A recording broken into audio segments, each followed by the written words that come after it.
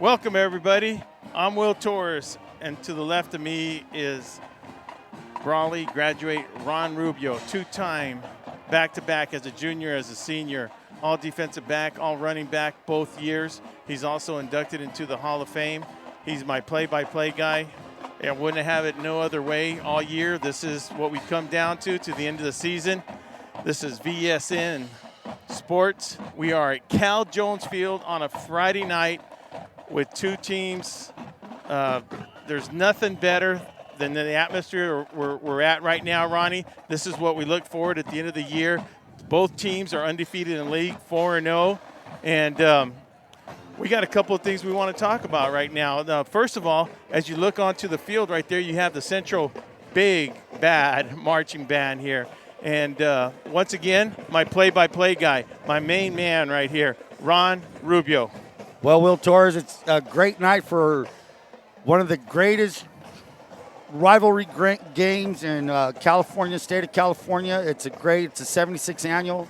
The buzz started at 5 o'clock. When they opened up the gates, we had people storming in here like it was Black Friday or whatever, that sale at Walmart. They rushed it. There was people out of breath getting in their seats. But let me tell you, folks, it was a great scene, and it's two communities that love their high school football. El Central loves their Spartans, and Brawley loves their Wildcats. Well, you couldn't ask for a better situation than that. No, and the situation is very good for both teams right now. You have the Brawley Wildcats coming in. They're riding high on emotion, having lost the bell to a Brawley native. Rookie Pena has come to the Central Spartan side and has turned this program around. He took over a freshman team that was undefeated and has done a fabulous job. On the other side, you have Coach Self, the defensive wizard for the Wildcats for many, many years. This guy, Coach Self, I've seen the team a little bit different, Ron. This guy has a little different attitude this year. The kids have a different attitude. They're riding the momentum. Ron, one of the things that the Wildcats have been doing, they've been scoring fast and early in the games. Against Imperial, they were able to get Imperial 14-0, and then Imperial had a chance to come back. Luckily for them, the Wildcats were able to stop them, where the same thing happened with Central when Imperial played them. We were here 2 weeks ago. We actually covered the Imperial Central game. Imperial was able to go downfield, drive a little bit, but costly mistakes cost Imperial.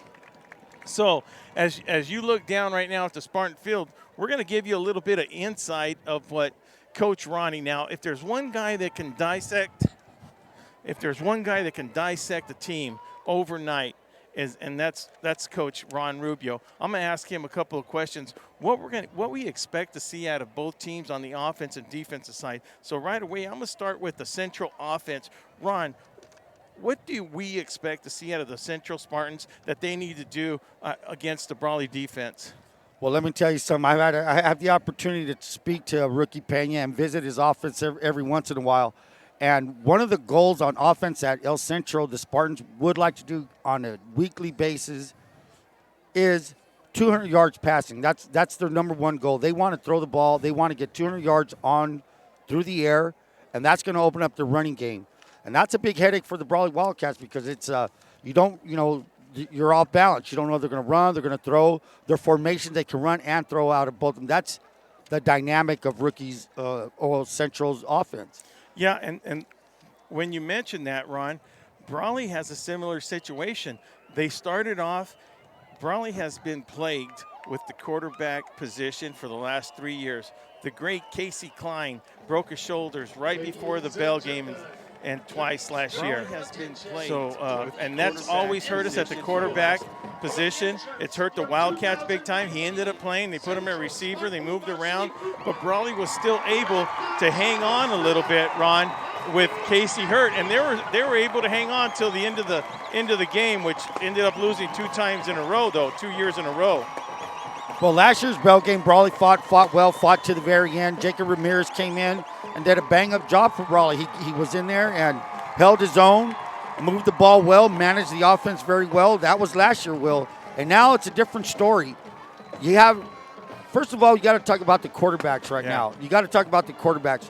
You have one kid, a senior, playing his third and final Bell game of the year of his career. Then you have a freshman. It's like night and day. You have a freshman kid coming in playing his first bell game ever, first of maybe 4.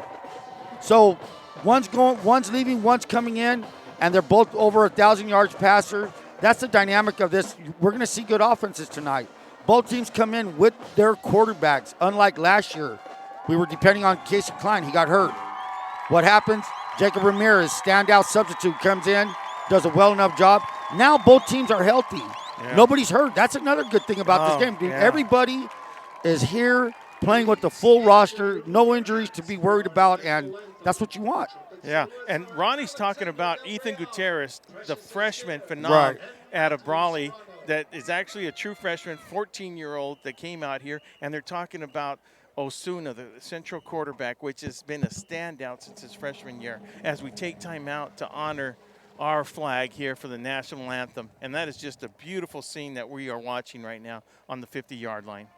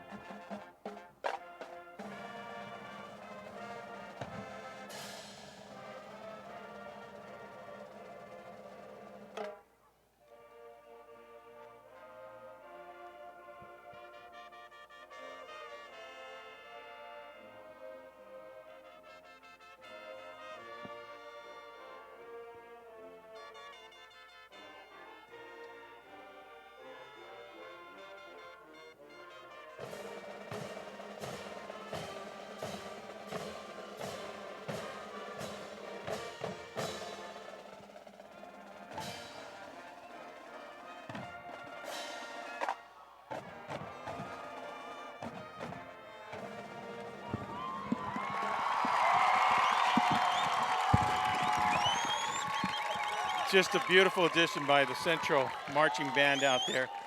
And Ronnie, this whole week, we're going to get back and we're going to talk about the defense for both teams right now.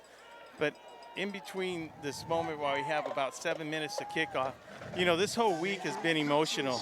I'd like to thank the VSN highlight crew, which has done a fabulous job of putting some beautiful highlight clips on VSN. I appreciate all the support. I appreciate all the comments.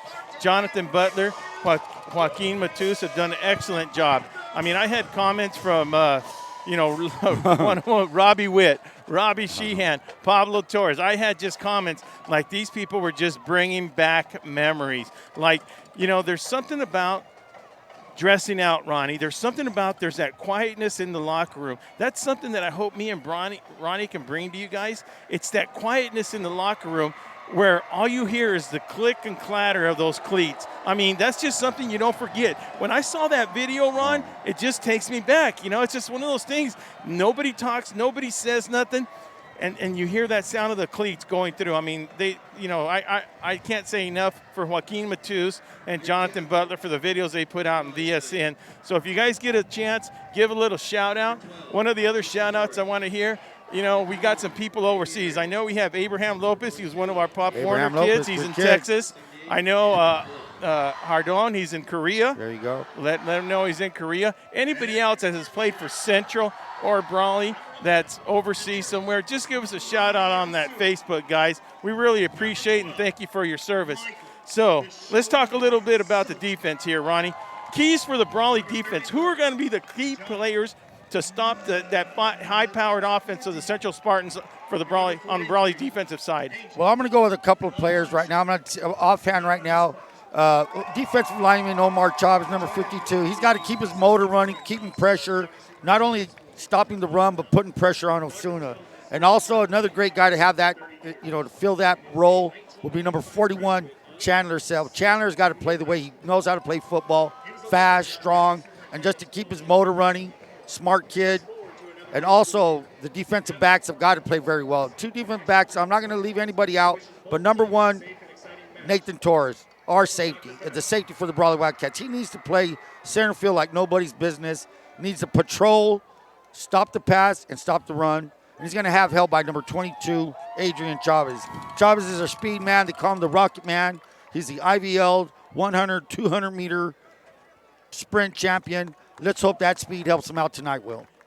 Well, key factors you just mentioned, all of them key factors. We've been watching them all season long, and we think it's just the fabulous job that they've been doing right now. Now, quarterback on the Wildcat side presents a different issue that maybe the Central Spartans haven't seen out of the Wildcats. The threat, the dual threat that Ethan Gutierrez brings for the Wildcats at the quarterback position. What are the Spartans going to have to do, and who are some of the key players, Ron?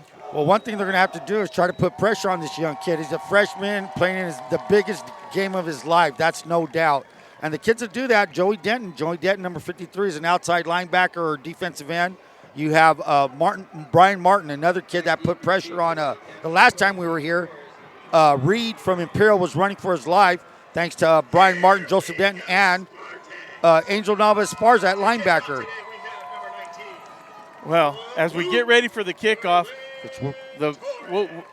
we will have the Central Spartans kicking off to the Wildcats right now, and we are ready to start this thing, Ronnie. This game is going to start. It's going to be a big ride. Let's buckle up.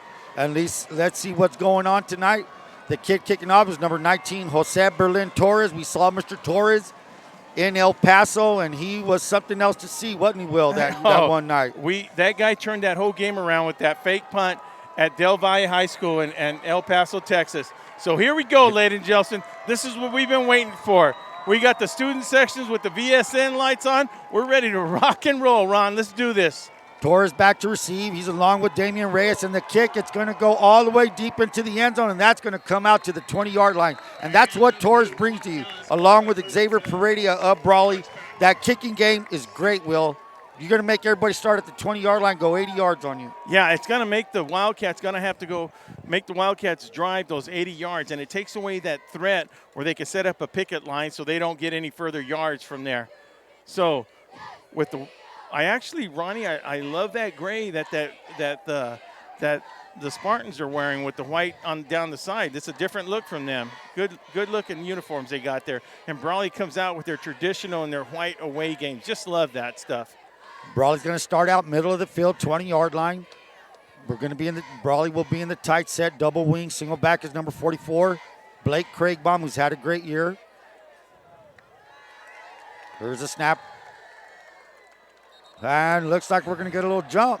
That's something, Ron, that we've been seeing people jump off early. That's just anxiety right there. I mean, that's just they just want to get in there. Central Spartans jump off, and it looks like they're starting with a six-man front there, Ronnie. And with the Wildcats, the whole offense being in a tight position, all they got to do is, get past those first 6, 7 guys. They're running a 6-3 right now, and let's see what they can do. They're trying Craigbaum to the 30. He's at the 40. He's at the 50, 40, 30, 20, 10. Touchdown, Brawley Wildcats, and we've seen this before, Will. We've seen this before. And you stack that line. Yeah, that's exactly what Coach Self had in mind.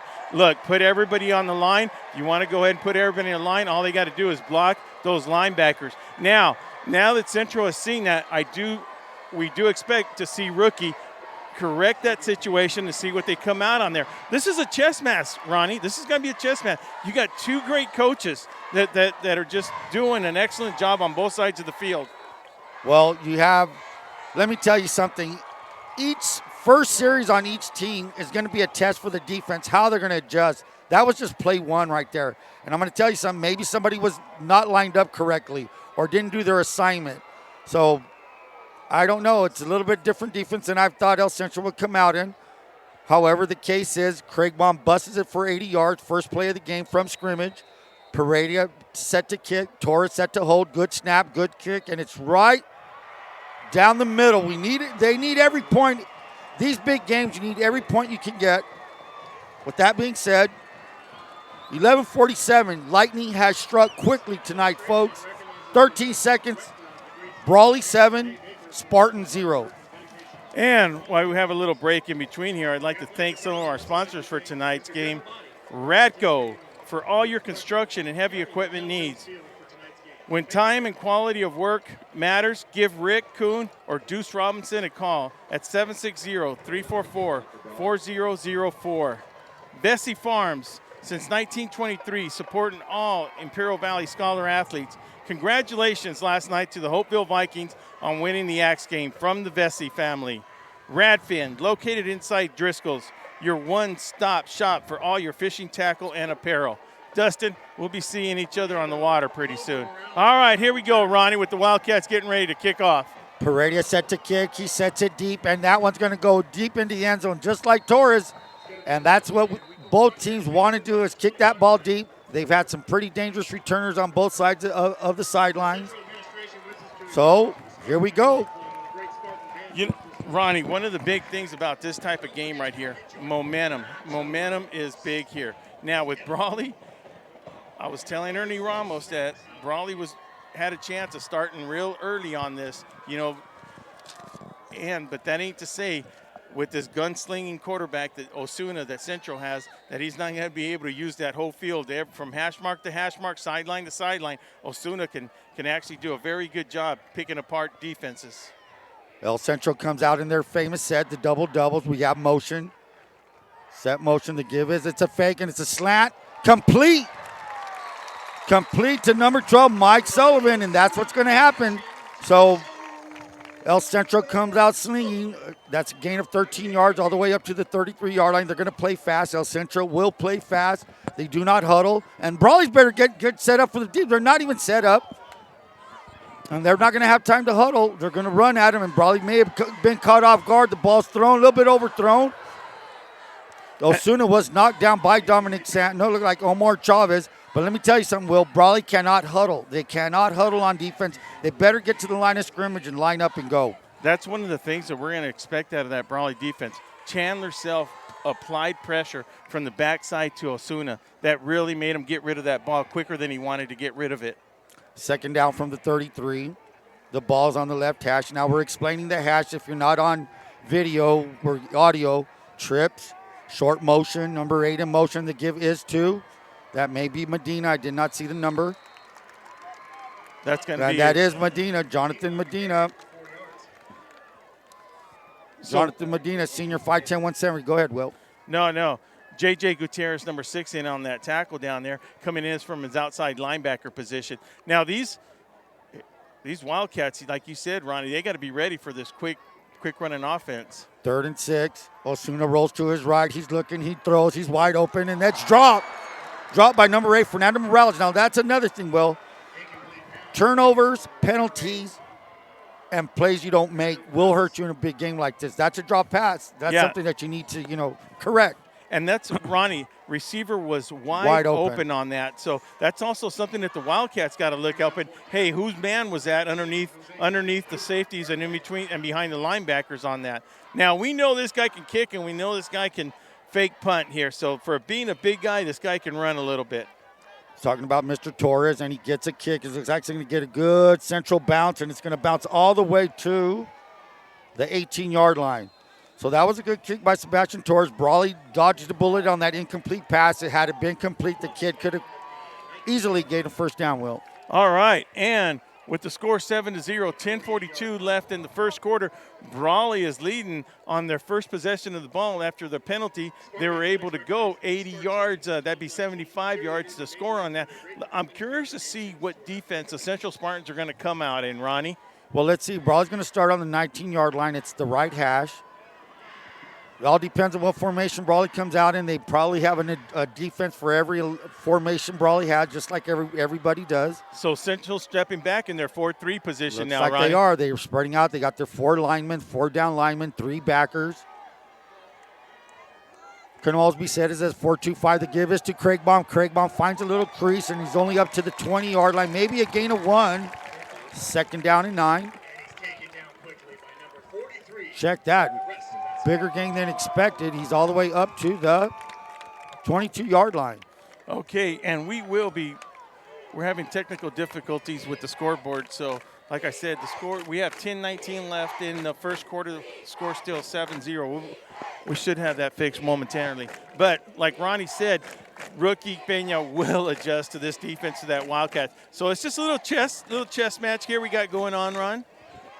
Like I said, they're just trading punches, just like a boxing match. This is barely round one. Brawley's touching the ball. This is their third play from scrimmage. Chavez with motion. Chavez with the pitch. He's at the 20, 25. Falls forward, over. Looks good enough for a first down. So that's going to be a little. Yeah, that's going to be good enough for a first down. That's just heavy with the. That's just Chavez with the good lead blocker one. With the good lead blocker, getting enough yards for a first down. One thing, Ronnie, we're going to get out of this game: very aggressive play from both the offensive side and the defensive side. The adrenaline is running so high on these kids right now. It's going to take a couple of series to calm down. So. Calm down. You sometimes, like D linemen, over penetrate. You're not supposed to penetrate too much. Chavez using his speed, got around the left end. So here comes Brawley. It looks like the first time they'll be in shotgun formation. They're going to have trips to the right. That's 3 receivers to the right. Gutierrez, and we're going to get, and that's what he's doing. The hard count. Zeke Osuna jumps off sides, number 58. So watch the ball. That's what they teach up defensive linemen. Look at the ball. Don't listen to the cadence. The cadence is for the offense, not the defense. And so far, Gutierrez has drawn him off twice. He's done that twice now. And it's on Brawley. Okay. I am very. Well, we saw something different that we didn't see. So Brawley's backed up 5 yards, making that now a 1st and 15. Will from the 24-yard line. Trips to the right. Still shotgun formation. One receiver to the left. 9-0 left in the first quarter. And there it is. Quarterback lead. That's going to be. And it's taken away from Gutierrez. He wasn't down. They stripped it from him, and that's a touchdown. So, looking at Esparza. And that's one of the key players you talked about early this season. Yep. He's a playmaker. That Esparza Nava is a playmaker. And from looking it up here, we got a great advantage point up here. I do believe that his momentum had not stopped, Ronnie. I guess the pile, he'd not been brought down, and Esparza saw it. He just ripped the ball straight from his arms. And it was a great play, great defensive play. So big plays everywhere. Looks like El Central does not have enough men on for the PAT. 55 is running late onto the field. He's in time. And here's number 17 set to kick. 17 is Sebastian Coronel. The set, the kick, it's up, and it's good. So, just like lightning struck from Brawley, lightning has struck with the defensive touchdown by one of their leaders, Angel Navas Esparza, who's been playing great linebacker all year long, and that's one of his great plays. He'll remember that play forever. So, touchdown for Centro. 8:58 remaining in the first quarter. Both teams have scored. It's 7-7. Yeah, and Ronnie, I really expected a little defensive game, but with these two high-powered offense, I'm not surprised at all. Well, actually, it was a defensive play from the Central Spartans that made them score the 7 points. So while we have a little bit of time, I'd like to introduce one of our new sponsors, Lee Tire, specializing in all your tire and automotive repairs. Tires for your personal and commercial needs. Give Lee Tire a call at 760-352-1721, located at 114 West Main in El Centro. Torres kicks it deep, and that's going to go all the way into the end zone. Well, let me tell you something.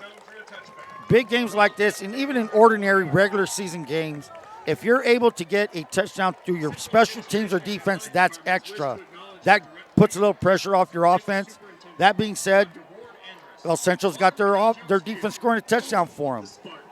Yeah, so Ethan Gutierrez has to just take this ball right here, hang on to it from the 20-yard line. Same situation, Ronnie. He's just a little bit nervous. The kid's a freshman. He went straight from Pop Warner to the varsity.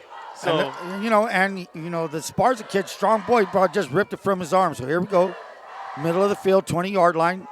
Double wing formation to give us to Craig Baum. Craig Baum crosses over to the 20, maybe gets up to the 24. And I think this is something Brawley needs to do, Will. Sure, we can throw the ball, but let's keep the ball out of Osuna's hands. That would be a strategy. I need to kill some clock, settle down. Man, we're barely 4 minutes into this ball game, and it's a 7-7 game. Yeah, and one of the things is you said it perfectly when you said keep the ball out of Osuna's hands. So on this series right here, to show that Brawley has a little bit of control, we're going to need a couple of first downs here, Ronnie. Exactly. And that way it takes some clock on that, time off the clock, settles everybody down, and go with the same attack that they came in here with. Something I like seeing right now, Tomas Rubio's calling out signal to slant. It's a nice catch, and that looks like number 12, Nathan Torres. That's what we saw last week, that little slot pop. It's like a tight end pop, but he's lined up in the slot, and boom, just finds that open area. There it is. And what I like before that snap, Will, Tomas Rubio Jr. center was calling out blocking assignments. Very good. Yeah, well, with Central changing their blocking assignments, that's his job to do that. And the one thing about Nathan Torres, he's got to find a little bit of seam. He's got good communication with Ethan Gutierrez where he knows where he's going to be out. Nathan Torres he can hide behind a linebacker pretty good and in front of the safety. Doubles formation, self in motion. He stops and looks like everybody was on the same count except Tomas Rubio, our center. Brawley center. So penalties and turnovers, keep that in mind. You have to cut down on both of them. You can't play perfect sometimes. Sure, you're going to have a penalty here or there, but Brawley needs to control this.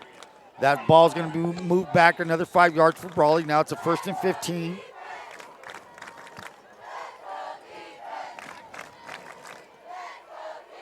Motion self, short motion. He stops. The give is to Damian Reyes. Reyes tries the left side. There's nothing there, and he may be brought down for a 1 yard loss. Great defensive play.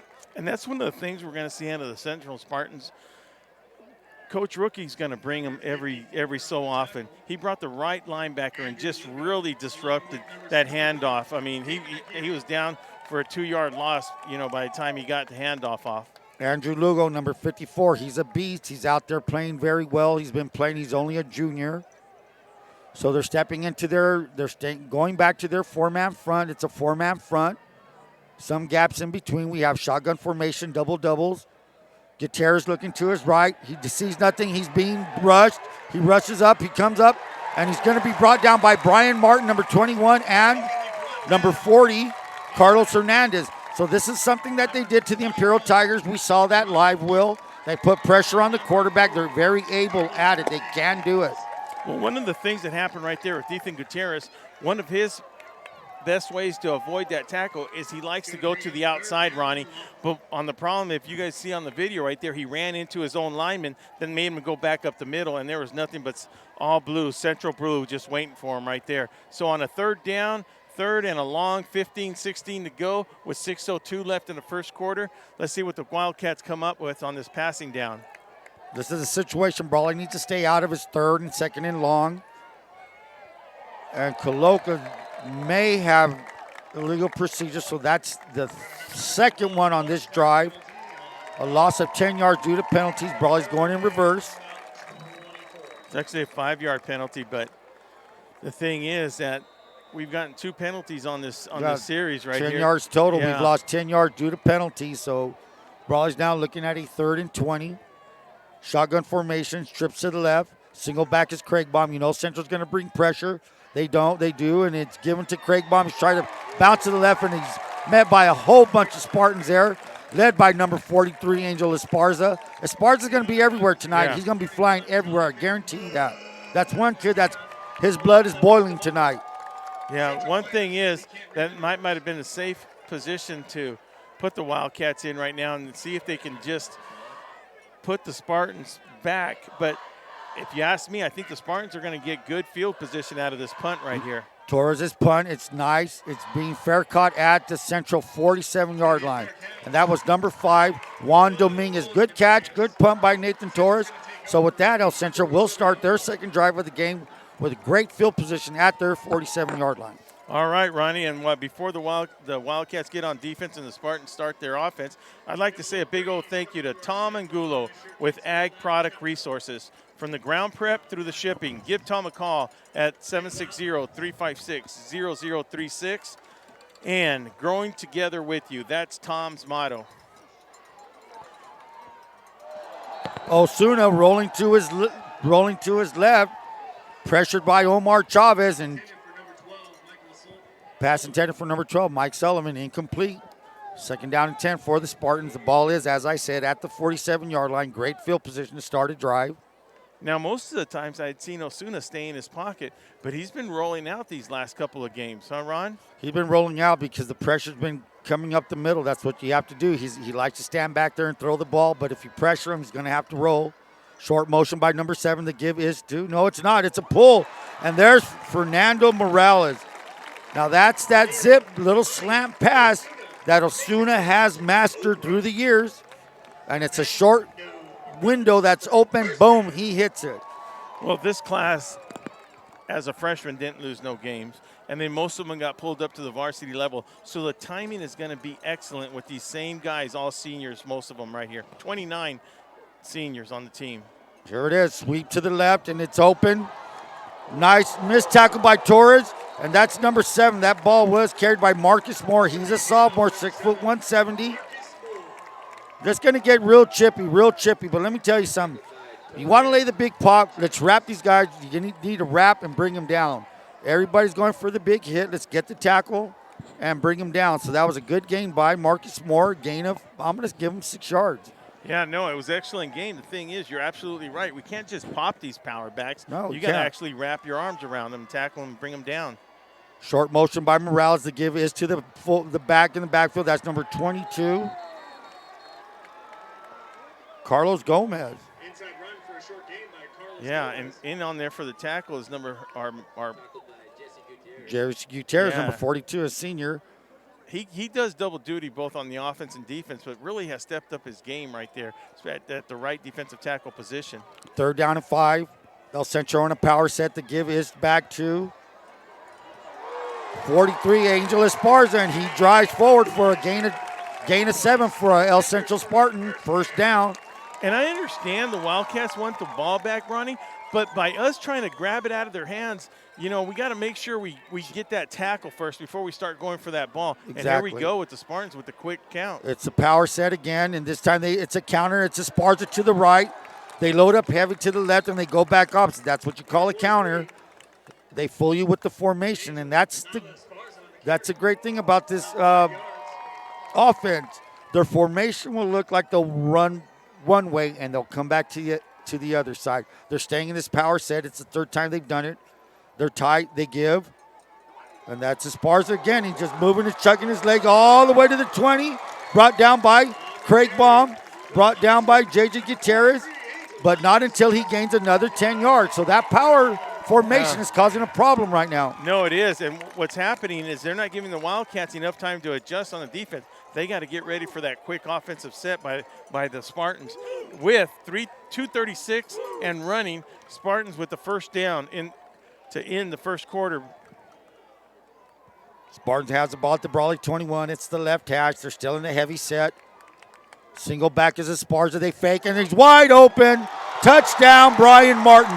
Brawley was sucked up for the run, unable to get to the quarterback. Perfect call. Touchdown, Spartans. Now, even though Chandler Self was right there to make the tackle, that Brawley defensive back left him wide open, Ronnie. Everybody came up for the run. Well, they've been hit by the run 3 times in a row. Good play call. They sucked up, and somebody missed the assignment. DBs are taught pass first, run second. That did not happen on that play. Set to kick is Cornell. Cornell, number 17. He chips it through. So with that said, 2:17 remaining in the first quarter. Central Spartans 14, Brawley Wildcats 7. And like Ron said, with 2:17 left in the first quarter, I'd like to give a big old thank you to Radco for all your construction and heavy equipment needs. When it's time and quality of your work that matters, give Rick Kuhn or Deuce Robinson a call at 760-344-4004. Vesey Farms, since 1923, supporting all Imperial Valley Scholar athletes. Thank you, Vesey Farms. And let's get ready for the Spartans. Set to kick is number 19, Sebastian Torres. Back to receive for the Wildcats is number 12, Nathan Torres, and number 21, Damian Reyes. 2:17 remaining. It's been entertaining. It's 14-7. Spartans are ahead. The approach, the kick. and it's going to go into the end zone. So Brawley will start at the 20-yard line. No, like you said, Ronnie, kicking that ball in the end zone, it just eliminates that chance of Brawley running and running back. Exactly. All right, and once again, I'd like to thank Brawley Auto Lube and Service. They're your quick lube and car wash business. They offer personal touch where we expect to receive when it comes to all your vehicles.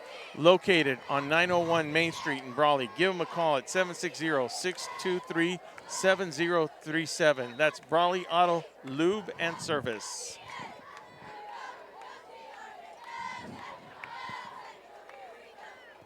Brawley set up, led by number 72, Tomas Rubio, center, middle of the field, 20-yard line, shotgun formation, double-doubles, 2 receivers on both sides. They give us to Craig Baum. It's a pull. He's at the 20, and he's going to be brought down at the 22. So Craig Baum took a big shot by number 54, Andrew Lugo. Yeah, the thing about that is that as soon as that they realized that Ethan Gutierrez was running the ball, there was a lot of blue on him, Ronnie. Well, it's assignment football, Will. On option football, you take care of the dive, which is the fake by Craig Baum. Dive is taken care of by somebody, and then somebody's assigned to him. Then somebody's assigned to the quarterback, and they're following their assignment. Yeah. They're flying to the ball. They're flying to the ball, exactly. Yeah, good point, Ron. That's just what it is right here. They're keying on that quarterback. Carlos Hernandez is on the line, 54, Lugo. He's listed as a linebacker, but he's a big boy. He's on the defensive line, motion by Chavez. They'll give us to Craig Baum. Craig Baum spins forward, falls forward to maybe the 27-yard line. Brawley will be looking at a 3rd and 3. And Esparza again on the tackle. Keep your eye on Esparza. Keep your eye on Joey Denton. Keep your eye on number 54. Yeah, that's one of the things we expected out of that defense, to just be flying around, and those were some of the key players for the Central Spartans. And you know, when a defense gets momentum, is they've seen what you've been doing. They've seen Brawley a couple of possessions. They know how Brawley's blocking. They know where the runners are going. Then you start getting confidence. You start feeling where they're going to run. Motion by Chavez. They give us to Craig Baum. Craig cuts back. Good run all the way to the 36. And that's what Brawley needed, was a first down to calm things down, let their defense rest. Brawley with the first down at the 36, Will. No, Ronnie, that's exactly, not only did Brawley need that, Craig Baum needs that. After that big run, that 75-yard run, that's what Craig Baum needs to go. He needs to get that team, calm Ethan down, takes the pressure off of Ethan Gutierrez, and run the ball hard like that. You got a good group of seniors on that team, and they all got to help Ethan Gutierrez out on here. Don't leave everything on his shoulders. And that's an excellent job we're seeing out of these guys. Joe Hargrave just checked in. He's a big 6'5", 6'2", 220. They give us to Chavez. Chavez tries to run to the left side, and that's where that number 55, Joe Hargrave, 6'2", 220, came running in there. Tackle was made by David Aguirre. I'm pretty amazed. He still got a good 2 yards out of that, considering that hole closed up real quick. All right, and wow, that's the end of the first quarter with the score 7 Wildcats, 14 the Spartans. And while we have a little bit of time right here, let me go a little bit with some ads. Tom Angulo with Ag Product Resources. From the ground prep through shipping, give Tom a call at 760-356-0036. Growing together with you. Brawley Auto Lube Service, your quick lube and car care business. Give them a call. They are located at 901 Main Street in Brawley at 760-623-7037. Radco for all your construction and heavy equipment needs. When the time and quality of work matters, give Rick Kuhn or Deuce Robinson a call at 760-344-4004. Well, Ronnie, the first quarter, that was probably one of the fastest first quarters we've been to, Ron. It was very quick, and you know, if you're Brawley right now, you're thinking this score should be 7-7. You wouldn't think or predict that El Central would score on a defensive touchdown in the first quarter. That's a very good point there, Ronnie. And if you're looking at 7-7, that's something that you would expect out of the score before this game started, something like that. I didn't think that they would score. I thought that the defense would be a little bit more stingier. I'd expected towards the end of the second half, that's what we were looking at right there, with both the defense really sticking to their guns and holding both the offensive for the Wildcats and the offense for the Spartans. So we're looking at a second down, Ron. Second down and about 8 to go. Ball being placed on the 38-yard line. Looks like they're having trouble with the chains. Maybe something broke over there. You know that experience. Yeah, Right. if the chain breaks right there, they just get some athletic tape and they fix it. They need to get the game going. But they do need to do it right, Ronnie, because it's a game of inches when you really start measuring that ball. That has to be exactly right. So they'll actually take a timeout if they don't have a backup thing, and they'll make sure that it is exactly the 10 yards and there's no link missing on that. I can guarantee you that they won't get that wrong. Well, that's something unexpected, something we may have seen in 76 years of a bell game. Yeah. Things do malfunction. So while they're fixing that, I'd like to give a special thanks. You know, there's a gentleman he was a Central Spartans. He founded Lee Tire. That's Babe Henry. In 1984, like I said, he founded Lee Tire.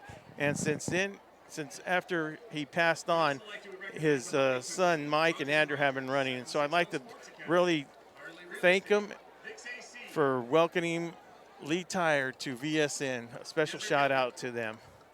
Also, one of our new sponsors, Radco, Rick Kuhn and Deuce Robinson. Really appreciate your support. Had a good talk with Rick. Plus, not only did I have a good talk with Rick, I've seen some of the work they do. If you want some construction, heavy equipment work, call Rick, man. He's your guy. Second down and 8 for the Wildcats. The ball is at the 38-yard line. Ball's on the left hash. Shotgun formation, double-double. Two receivers on both sides. Craig Bong, motion by Damian Reyes to give. No. And the give is to Craig Bong. He bounces off, but there is a flag. He falls forward. Now, I didn't see it, but are we going to have a flank official with the call over here? I don't know what it could be, Will. Some kind of illegal procedure shift. Yeah, illegal shift. And, you know, speaking about penalties, we got John Seaman crew. As they announced earlier, we got Nathan Beacons, we got Sean McLaughlin, we got Juan Liao, and then we have Benny Carter. You will probably not see a better crew. And you know what? That don't mean that it's going to be a mistake-free crew, but let me tell you, you will not see a better crew out here than we have tonight. And, you know, Ron, that's what it's all about, having the best guys available right here. So I appreciate Alan Phillips, John Seaman for putting a quality crew out on the field for this special game. Well, the penalty that have been called against Brawley has just deserved them. It's an obvious penalty. So here we go. Shotgun formation. Doubles on both sides. Craig Baum's back. That penalty eliminated first down, Will. The fake, they took out the fake and the give. So I'm going to tell you something. Right now, Brawley's option is being defended well because of the assignment football that El Central's playing. They're tackling the dive and getting the quarterback. So right now, Brawley's blocking needs to improve. Brawley lost a couple yards on that one. Yeah. Now, Ronnie. 3rd and 15. Is Coach Rookie blitzing a lot right now? I haven't seen pressure. What I'm seeing is the defense is reading their keys. Yeah. If the linebacker sees their guard pulling, boom, they're jamming up into that hole. They're shooting into that hole, and they're really plugging it up. They're plugging it up. We have trips to the left. 3rd and 13. This is a situation they need to keep Gutierrez out of. They motion Craig Baum out of it. He looks for Craig Baum. He throws at Craig Baum. It's complete, and he's knocked down by number 31, Jonathan Medina. So Brawley stopped due to a penalty that negated a first down, Will. And these are the things that happen, the consequences of when you have penalties, because they've had quite a few tonight. Now, you said Godinez on the tackle right there. Didn't it look like he read that all the way, Ronnie? Well, that's been a good play of Brawley's. Yeah. So anytime you see Craig Baum emptying the set, meaning there's only one person in the backfield, they know Craig Baum's going to get the ball. Punt formation, Torres is standing at his 15, back to receive. The punt, it's good, it's pretty high, but it's short. It's going to bounce, and bounces to the Brawley 46-yard line. So maybe that is a gain up from the 29 to the 46-yard line. And once again, a 17-yard gain. With the Central Spartans having beautiful field position right now. Night getting a little chilly for us up here. We're up here on the top, which is one of the places we love to be up here, especially at Cal Jones Field where you're so close to the action, Ron. Well, Central's going to start fast. The ball's at the 46, trips to the right. Motion number 8, Morales, that's called short motion there. They give us to number 22. That's Gomez. Gomez looks like a pretty fast heavy runner there, 5'11", 200. That's Craigbon in on the tackle after he got 3-4 yards on that play. And one thing about that, you know, Craigbon likes to go in there and just really hammer these people down. One thing I noticed about this tackle, he's starting to wrap up a little bit. Well, they're going to have to wrap up these big runners. You just can't lay a shoulder into them and expect for them to fall down. Brawley needs to wrap up to tackle. Okay, and once again, we're having a little bit of trouble with our scoreboard. It'll be Chavez, down. Chavez is being pressured. He rolls out. That's Osuna.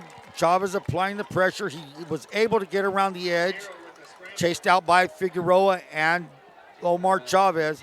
So now we're looking at a 3rd and 6. So 9:18 left in the half, and the score is still Brawley 7, Spartans 14.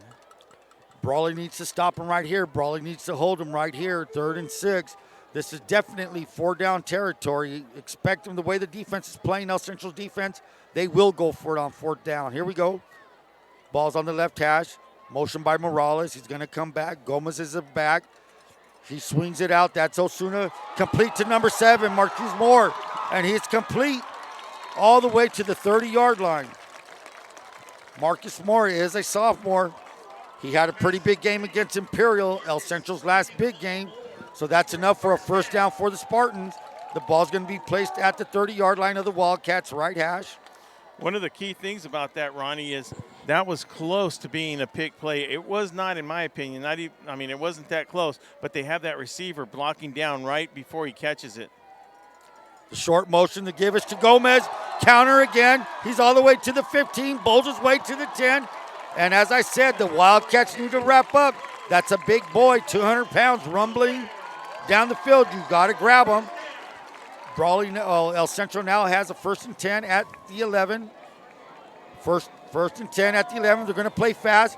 Brawley's trying to substitute. They got a kid running off the field one on, and they're going to get caught. I think timeout, Brawley. Yeah, that was just a smart move. You don't want to give them that any more field position. So we're going to have one timeout for Brawley right now. And actually a good call with the ball being placed, like you said, on the 11-yard line. So once again, Radfin, located inside Driscoll's, your one stop for fishing tackle and apparel. Give Dustin a call. Go in there and check out some of the stuff he has, some of the new products with 6 cents and a lot of other new fishing equipment there. Brawley Auto Lube and Service, quick lube and car wash business. They offer what personal touch we expect to receive when it comes to all our vehicles. Located on 901 Main Street in Brawley. Give them a call at 760-623-7037. Special thanks to Tom Angulo with Ag Product Resources. From the ground prep to shipping, give Tom a call at 760-356-0036. Growing together with you. All right, let's get on here. Let's see what the defense of the Wildcats can do against this high-powered offense with the Central Spartans. Brawley's back against the wall right now. They need to make a stop right here. There's 1st and 10 for the Spartans at the 11-yard line. They're going to go trips to the left. That's the wide side. 22 Gomez has been running the ball pretty well. And here we go, shotgun formation. Motion, short motion. They can run and throw out of it. They're going to throw out of this one. He's chasing. He's brought down. No, he's not. And he finally is. And he's Will, what do you call that? Okay, so what they're going to call is they didn't have him down before he got rid of the ball, but they are going to call. They didn't have him down? They did not, but they're going to call intentional grounding. He was going down. He was going down, but they're going to call intentional grounding on Central right there. So what gives? Where is a penalty assessed from where the flag is, where he was going down? So the penalty will be assessed plus a 5 yards from right there. Now the good thing is that they won't lose the down like they don't lose it down. They don't, because they're getting penalized twice by going back 5 yards and then the loss of down. Where wasn't that a first down play? Yes, so it'll still be first down. I don't understand that. Okay, I really don't. So you're not going to penalize them twice on that. You're not going to penalize them because they moved them back 5 yards. That's penalization. But plus the loss of yardage? No, negative. They sacked them way back here. Yeah, but that's not going to count because they're going to take the penalty. Now, if they refused it, because it actually wasn't a sack, Ronnie, it was actually a forward pass. What they called was he threw it to an illegal receiver. So it wasn't a sack. They didn't rule him down, in other words. They have second down on the stick, so we're going to go with 2nd and 25. He rolls to his left. He's rolling. He's looking. He throws. Oh, missed by Torres. Torres playing center field. We said he had to have a big game. That's something that went right through his arms. Completed to number 8, Fernando Morales. And those are the plays. You make plays or you don't make plays, folks. Osuna rolled to his left. He was rushed. He gunned it. You have to make plays. Completed pass. 3rd and goal for the 2nd down. Make that. And Brawley's in there. Number 21, Damian Reyes, along with J.J. Gutierrez. They got in there to force a 4th down. I believe it's going to be 4th down and 2. And that's one of the things we're going to see. 4th and 3. I mean, Nathan Torres goes after the Oski, right? Okay, he goes after the Oski. I mean, he's trying to make a play, but that's just very good concentration by the Central Spartan receiver to get that ball. You have a kid, a defender flying in front of you, and he had enough moxie to keep his eyes on the ball, and he caught it. So while we have a Central timeout, we're going to take a quick break right now, and we will be right back with 7:32 left in the half. Brawley 7, Central 14.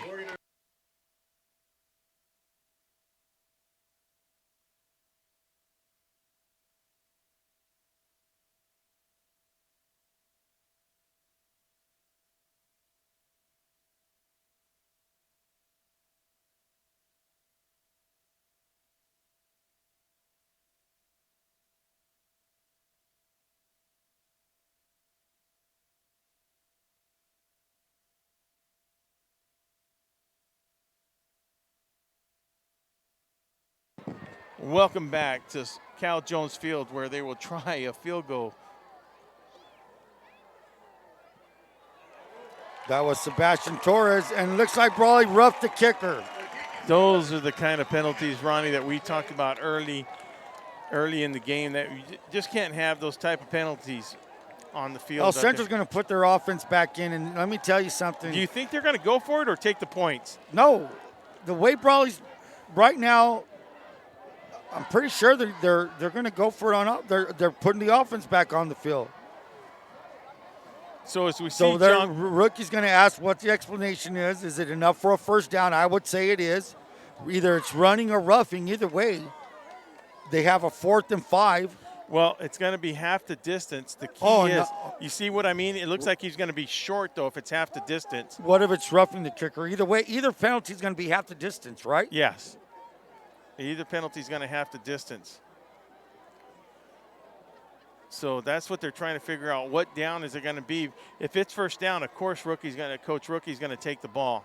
Okay, well, can you explain to people why it's only half the distance? Because it's a 5-yard penalty. That would give them a 1st down. But instead, now the debate is, what's up? Yeah, so it's really not kind of fair when it's a 15-yard penalty for roughing the kicker. I mean, it's like you should do it. Yeah, but when the ball, for instance, right now, it's placed on the 5-yard line, so you can't give them 15 yards, obviously. So the rule of thumb is on that, you give them half the distance, which if it was on the 5-yard line, you put the ball on the 2.5. And if it's a 5-yarder? What I think rookie might be questioning, I'm not really sure if it's going to be an automatic 1st down. Either is that part of the rule? No, negative. It's not. No, he's just double checking though. So what they're going to do is it depends where they place the ball. Now, if they place the ball, yeah, see, it's going to be 4th down. So he's still going to have 4th down and what, 2 yards to go, Ronnie? I don't think they move the chains at all. No, they'll move them right now. They're going to have to move them because that's that previous play. Okay, there it is, and they are. So that makes 4th and 2. Yeah, so they're going to run that heavy set, and let's see what happens here, folks.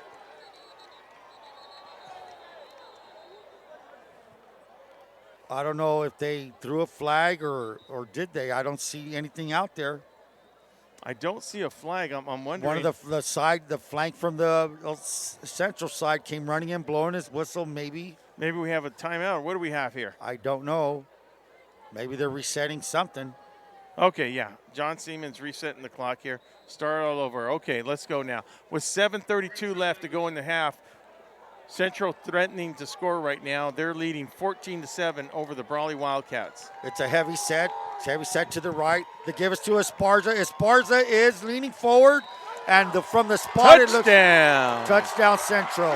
And there is no question. We had the official on the flank official on the Spartan sidelines. Once he signals touchdown, it doesn't matter about the other one unless they definitely saw his knee down. But once his hands go up, you have a touchdown. So it is a touchdown. The confetti's flying here in El Centro. But needless to say, Ronnie, I'll tell you what, if it wasn't a touchdown, it was going to be a first down anyways. Yeah. So with the score 20-0, 7:29 left to go in the half. Central Spartans lined up for the PAT. Up, and it is good. Sebastian Coronel knocks it through. 7:29 remaining in the second quarter. It is the Central Spartans 21, Brawley Wildcats 7.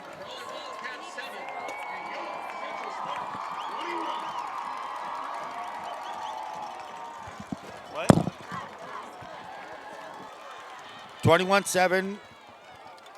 Brawley finds themselves in a 14-point deficit. Let's see what the Wildcats can do. Sebastian Torres set to kick. He's been kicking it deep. No return for the Wildcats yet. And that's one of the things that the Wildcats do very well is kickoff return. So hopefully Torres can kick a short kick. But history has it the kid can really boot it. Yeah, I'd like to point out, I think I said incorrect score. The score is Central Spartans 21, Brawley Wildcats 7, with 29 left to go into halftime. Nice and deep and no return for the Wildcats. And I just hear that the kid is known as the Boot, Sebastian the Boot Torres. Nice last name, nice nickname. I'll tell you one of the things that we do know a little bit about is going to be our halftime guest, Ronnie. We know him as a coach, he was our coach back in the day. He coached under Terry Lowe when he first started out. I remember seeing him in the weight room many, many a times. In fact, he's an Imperial Valley legend, to be honest with you. We will have Steve Cato as our halftime guest, and I think, that's all you got to say is Cato, because at one time they ruled the whole football fields over there during the 1970s, Coach, late 70s, 60s. And, Coach, I'm trying to make you look good. I'm trying to make you look good, Coach. Here's a give to Craig Baum. He's tackled him back. Didn't know that Coach Steve Cato was standing right behind me. Didn't know he was standing there. 7:20 remaining. The clock is ticking.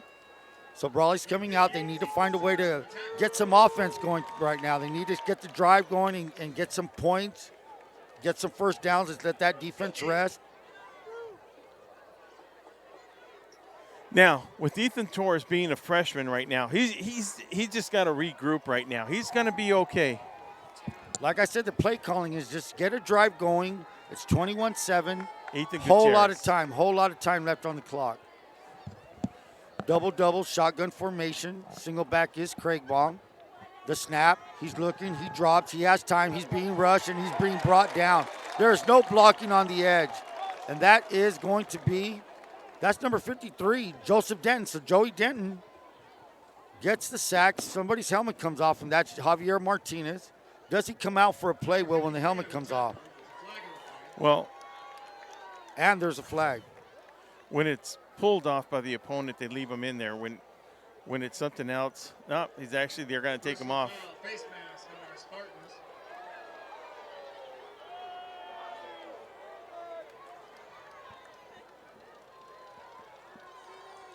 I'm just curious if they called the penalty. They called a penalty on the face mask, but if it was on number 79 of the Wildcats, if it was the face mask against him. Well, this could be the little spark that the Wildcats needed, Ronnie. Well, they've been getting 5 yards here or there on penalties. So they get a 15-yarder. They needed it. Puts the ball at the 35, makes things a little easier, changes your play calling a little bit. Your back's not against the wall. Now, Ron, the Wildcats need to score out of this position right here, and they're right back into the ball game. So it's not a do or die type of situation. We have double shotgun formation. Craig Bond's a single back to give. He's looking to his left. He's being pressured again. He rolls. He's running. He's at the 30. He's at the 35. He's going to step out at the 36. So good little running there. And what I don't like seeing about the Brawley Wildcats right now, the offensive linemen are looking back. That means their man escaped them, and they're getting on him. So that's something that's, Gutierrez is seeing the rush. He can't get his feet set. He can't get his base and throw a good ball. He's being rushed. Well, that was the adjustment Coach Rookie Pena must have made out of that first series when Craig Baum went 75 yards for the first score of the game, Ronnie. Well, they changed. They went back to their 4-3. It's doing well. They're getting pressure on the edges. Now Brawley's under center. We have now a 2nd down and 8. The ball's at the 36-yard line. Option. He's rolling to his right. And I'm telling you something right now. Well, the way El Centro's playing their defense, they're following their assignments. They've been given an assignment. You're keying one player, and that's what it's going. They're getting the ball carrier. They're getting the fake back. With 5:51 left in the half, the score still Brawley 7, 21 Central. And the clock is ticking. So, I mean, they do have plenty of time with 5:40 left on the clock, Ron, and the ball being placed on the 34-yard line. So it's 3rd down, though. That's the only thing that might hurt them. It's 3rd and 10 right now. So, well, these are the situations you wanted to keep Gutierrez out of. He's only a freshman. 3rd and 10, 2nd and 15. These are the things you need. Right now, El Centro's going to pin their ears back and go at him. He's looking for Craig Baum. He doesn't see him. He throws and kind of just trying to thread that needle to Torres. It wasn't there. And we've seen that play a lot. Craig Baum empties the backfield with that little swing. They had it covered. They had it covered the last drive. And now Brawley's going to be forced to punt from their 34-yard line. Well, not only that, Ronnie, they had him covered by a couple of Central Spartans. Juan Dominguez set to return. He's at the 40-yard line. Torres is standing at the 20. Central Spartans are playing very good defense right now. This kick, it's kind of short. It's going to bounce. A good Brawley bounce to the 4. Good bounce. We took the bounce. There was a short kick. The bounce helped out. Still, very good field position for the Central Spartans at their own 40-yard line. And that's one of the things, Ronnie, that we've seen out of this whole first half and from the Central Spartans. They've been starting out with great field position. They've had great field position. Brawley's has been starting at their 20-yard line. I don't know what the best field position for the Wildcats has been, but I can guarantee you it's not been the 40-yard line like right now for the Spartans. No, they've been starting just about They've at been midfield. Yeah, right. So here we go. Shotgun formation, trips to the right, motion by Morales. Short motion. The fake to Gomez, pressure, throw. Marcus Moore was open. And that's just what the Brawley Wildcat defense needs, to put pressure on Osuna. He wasn't able to roll out on this one. He stayed in the pocket, and that's what the Wildcats need. I mean, he was able to get the ball off, but he overthrew his receiver. So good job by the Brawley Wildcat defense. He had enough time to throw. He has his feet set. See, that's the thing. You don't want a good quarterback to have his feet set. He has his feet set, and he's looking. He could throw that ball anywhere he wants. But if he's hurrying, if he's running around, it's a lot harder to throw on the run. Here we go. We have doubles. Motion, sweep to the right, block, strung out, look. I don't know. I saw kind of a hold there, but I'm not one to get on the referees. I know they're your buddies and mine. Well, you know what? Like I said. You get the Wildcat in you, I'm going to start crying penalty. Well, I think, Coach, in fact, it's a pleasure to have Coach Cato up here. And listen, Coach Cato, I think he's one of the mans, to be honest with you. That's right. This guy, I mean, I'm telling you, he's such in good shape right here. When he told me he plays in the 60s, this guy still has it, man. What a good friend of mine, Coach Cato. One of his famous teammates from Chico State, Bob Toledo, ex-UCLA head coach, one of the good guys. San Francisco State. Here we go. Slam pass completed. Coach, he played at San Francisco State? I thought it was Chico State. Let me get one. Well, that's good. And that was that slam pass complete. While we got a minute here, I'm going to go ahead and I'm going to mic up the coach here. You know what? We need his insight right now. Everybody, the legend from from everywhere in Imperial Valley, first at Brawley, then Imperial, then AD at Hopeville. Coach Steve Cato is with us as a third man up in the booth. He's a Brawley boy, good through and through. Here we go, shotgun formation to give us to Gomez. He's up the middle, all the way up to the 44-yard line of the Brawley Wildcats. Well, there was a big gap in there. Went 9 yards, right up the middle. Coach All right, Cato, they're Coach, arresting a defensive lineman. Number 54 comes in. Dominic Santana. Okay, get ready, buddy. Strap it on. 2nd down and 4. I think the Central Spartans they're on a good roll right now. They got good momentum. Yep. They got everything going their way right now. Morales in motion. He's looking to throw back to the left, and a nice play. Nice play by Adrian Chavez. That was supposed to be a screen. Screen to number 12. That was intended receiver Michael Sullivan. They drew everybody to the right, and he throws to the single receiver to the left. Incomplete, knocked down by Adrian Chavez. Dang, you're good, Ronnie. Yeah, Thank one of you, the Coach. things we're going to see out of this, and Ronnie, it's really a pleasure to see Berlin Torres kicking the ball, because if there's one thing we see out of him, he's not going to go into the kicking. It's only 3rd down to give us to a Sparta. Stop. Oh, That's good Scott. stop. Look at that's gang tackling. And that's Brawley football right There. there. They had 5 guys on him. Nathan May. Now we get a good play, Coach. Get off, line up and play another play. Don't get an unsportsmanlike or unnecessary roughness. 3 minutes, 10 seconds to go in the half. Going to send a kicking team in. They are going to punt, Coach. So Berlin Torres is coming in, number 19. They call him the boot. Hey, one of the things Ronnie, when we got to travel to Texas, I mean, that run that he put out, that's just I mean, for me, that was the game changer of the game. It's a high snap. He gets it. He clears it. And it is a nice boot. It's going to bounce. Oh, it's and bouncing again, back. And it bounced back. Took a Brawley bounce. Took a Brawley bounce to the 20-yard line, and now Brawley has to drive 80 yards.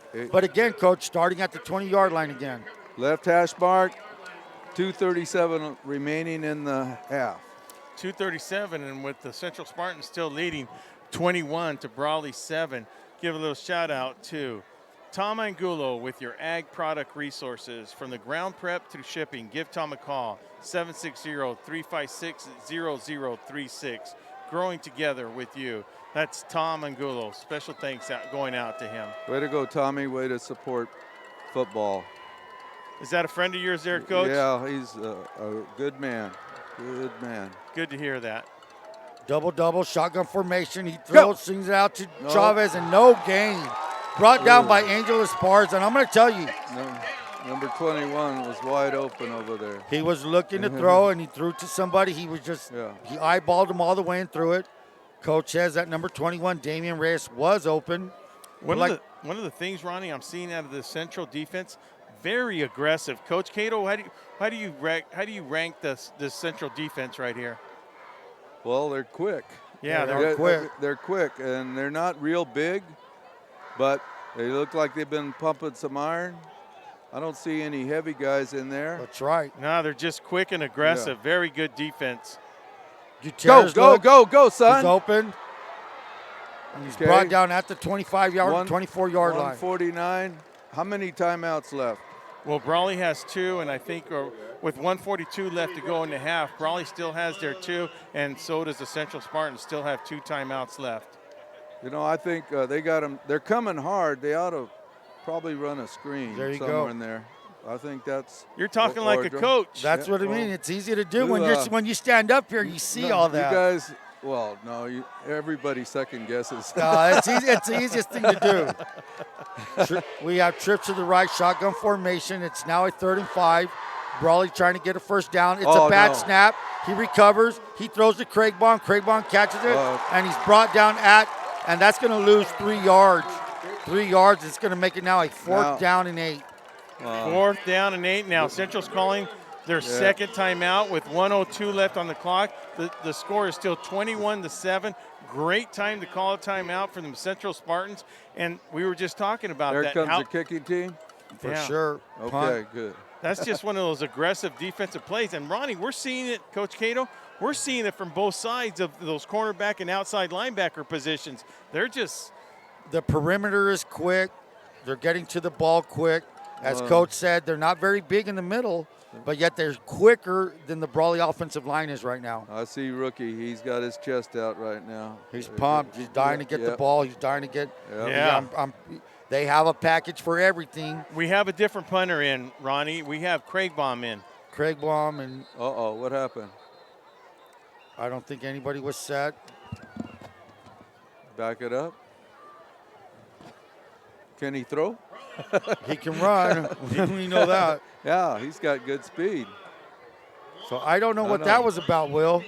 I actually didn't see it. I was talking to my technical guy to try to. Oh. Okay, so here we go. We have fourth down in. I'm going to give it 8. Craig Baum, left-footed kicker. He's going to get a good kick. He catches it. Oh, man. No interference by Chavez. Fair caught at the 45-yard line of the Wildcats. As we said, field position has been in Central's favor all night long. And as we said, they're going to start on the left hash, 45-yard line. You got a short field. Short, very short field, Coach. 45 yards. 45 yards, and they can score on one play, I'll tell you that. No, 56 seconds left. That's one thing they can do, and this is actually the best field position they've had all night off of a punt. All right, trips right. Got a single receiver. He rolls right. Oh, nice pass. Nice pass, and the ball was hanging in the air. I think it was a slow recovery by number 4. That is J.J. Fernandez. You got to come up a lot quicker. The ball hung up in there. That's what Osuna can do to you. He was pressured. That's what Osuna can do to you when he rolls out like that. Gives himself a little bit of more time, and he's so accurate with his passing. Good job by the Central quarterback, Osuna. Was that a comeback route? It was just a straight-out pattern, and he found him. Here we go. We got doubles on both sides. Single back is Gomez. A fake to Gomez. Rush, throw. Oh, okay. And pressure put on by Jaden Figueroa. Good job, son. And even with the pressure, Coach still got the ball off. Yeah, and he got it off, and it was pretty good ball placement by Osuna. I mean, he can fire a laser down there. I mean, that was one of those. Is he a senior? He's a senior, Coach. He's a senior. That's good for Brawley. That's good for the whole league. I think this Brawley quarterback, though, he's got three more years to develop. Well, this Osuna's got to finish the CIF, so we're seeing how far he can take the Central Spartans at CIF. Motion is more. The snap is to Osuna. He's looking to his right. He throws to his right. There you go. And that was the comeback pass pattern on that one. It just went through his hands, but the pass was dead on right there. Very catchable. That was Juan Dominguez with the drop. That's a drop, not an incomplete pass. And J.J. Fernandez, he looks a little bit slow out there, Will. I don't know if it's slow or the receivers are making him slow. I mean, do you think he might be hurt? Is that what you're saying, Ron? I'm not saying, well, he's been off for a while. Just trying to get back into the flow after he got his jaw broke a couple of weeks ago. Well, here we go. 42 seconds remaining. It's now 3rd and 10. Osuna trips to the left. Timeout Central. Timeout Central. Yeah, with 42 seconds to go, the ball being placed on Brawley's 33-yard line. And Central Spartans threatening with an aggressive motion to score again before half. And I think that might have been Central's last timeout left. 42.9 seconds remaining. It is a 21-7 lead for the Spartans.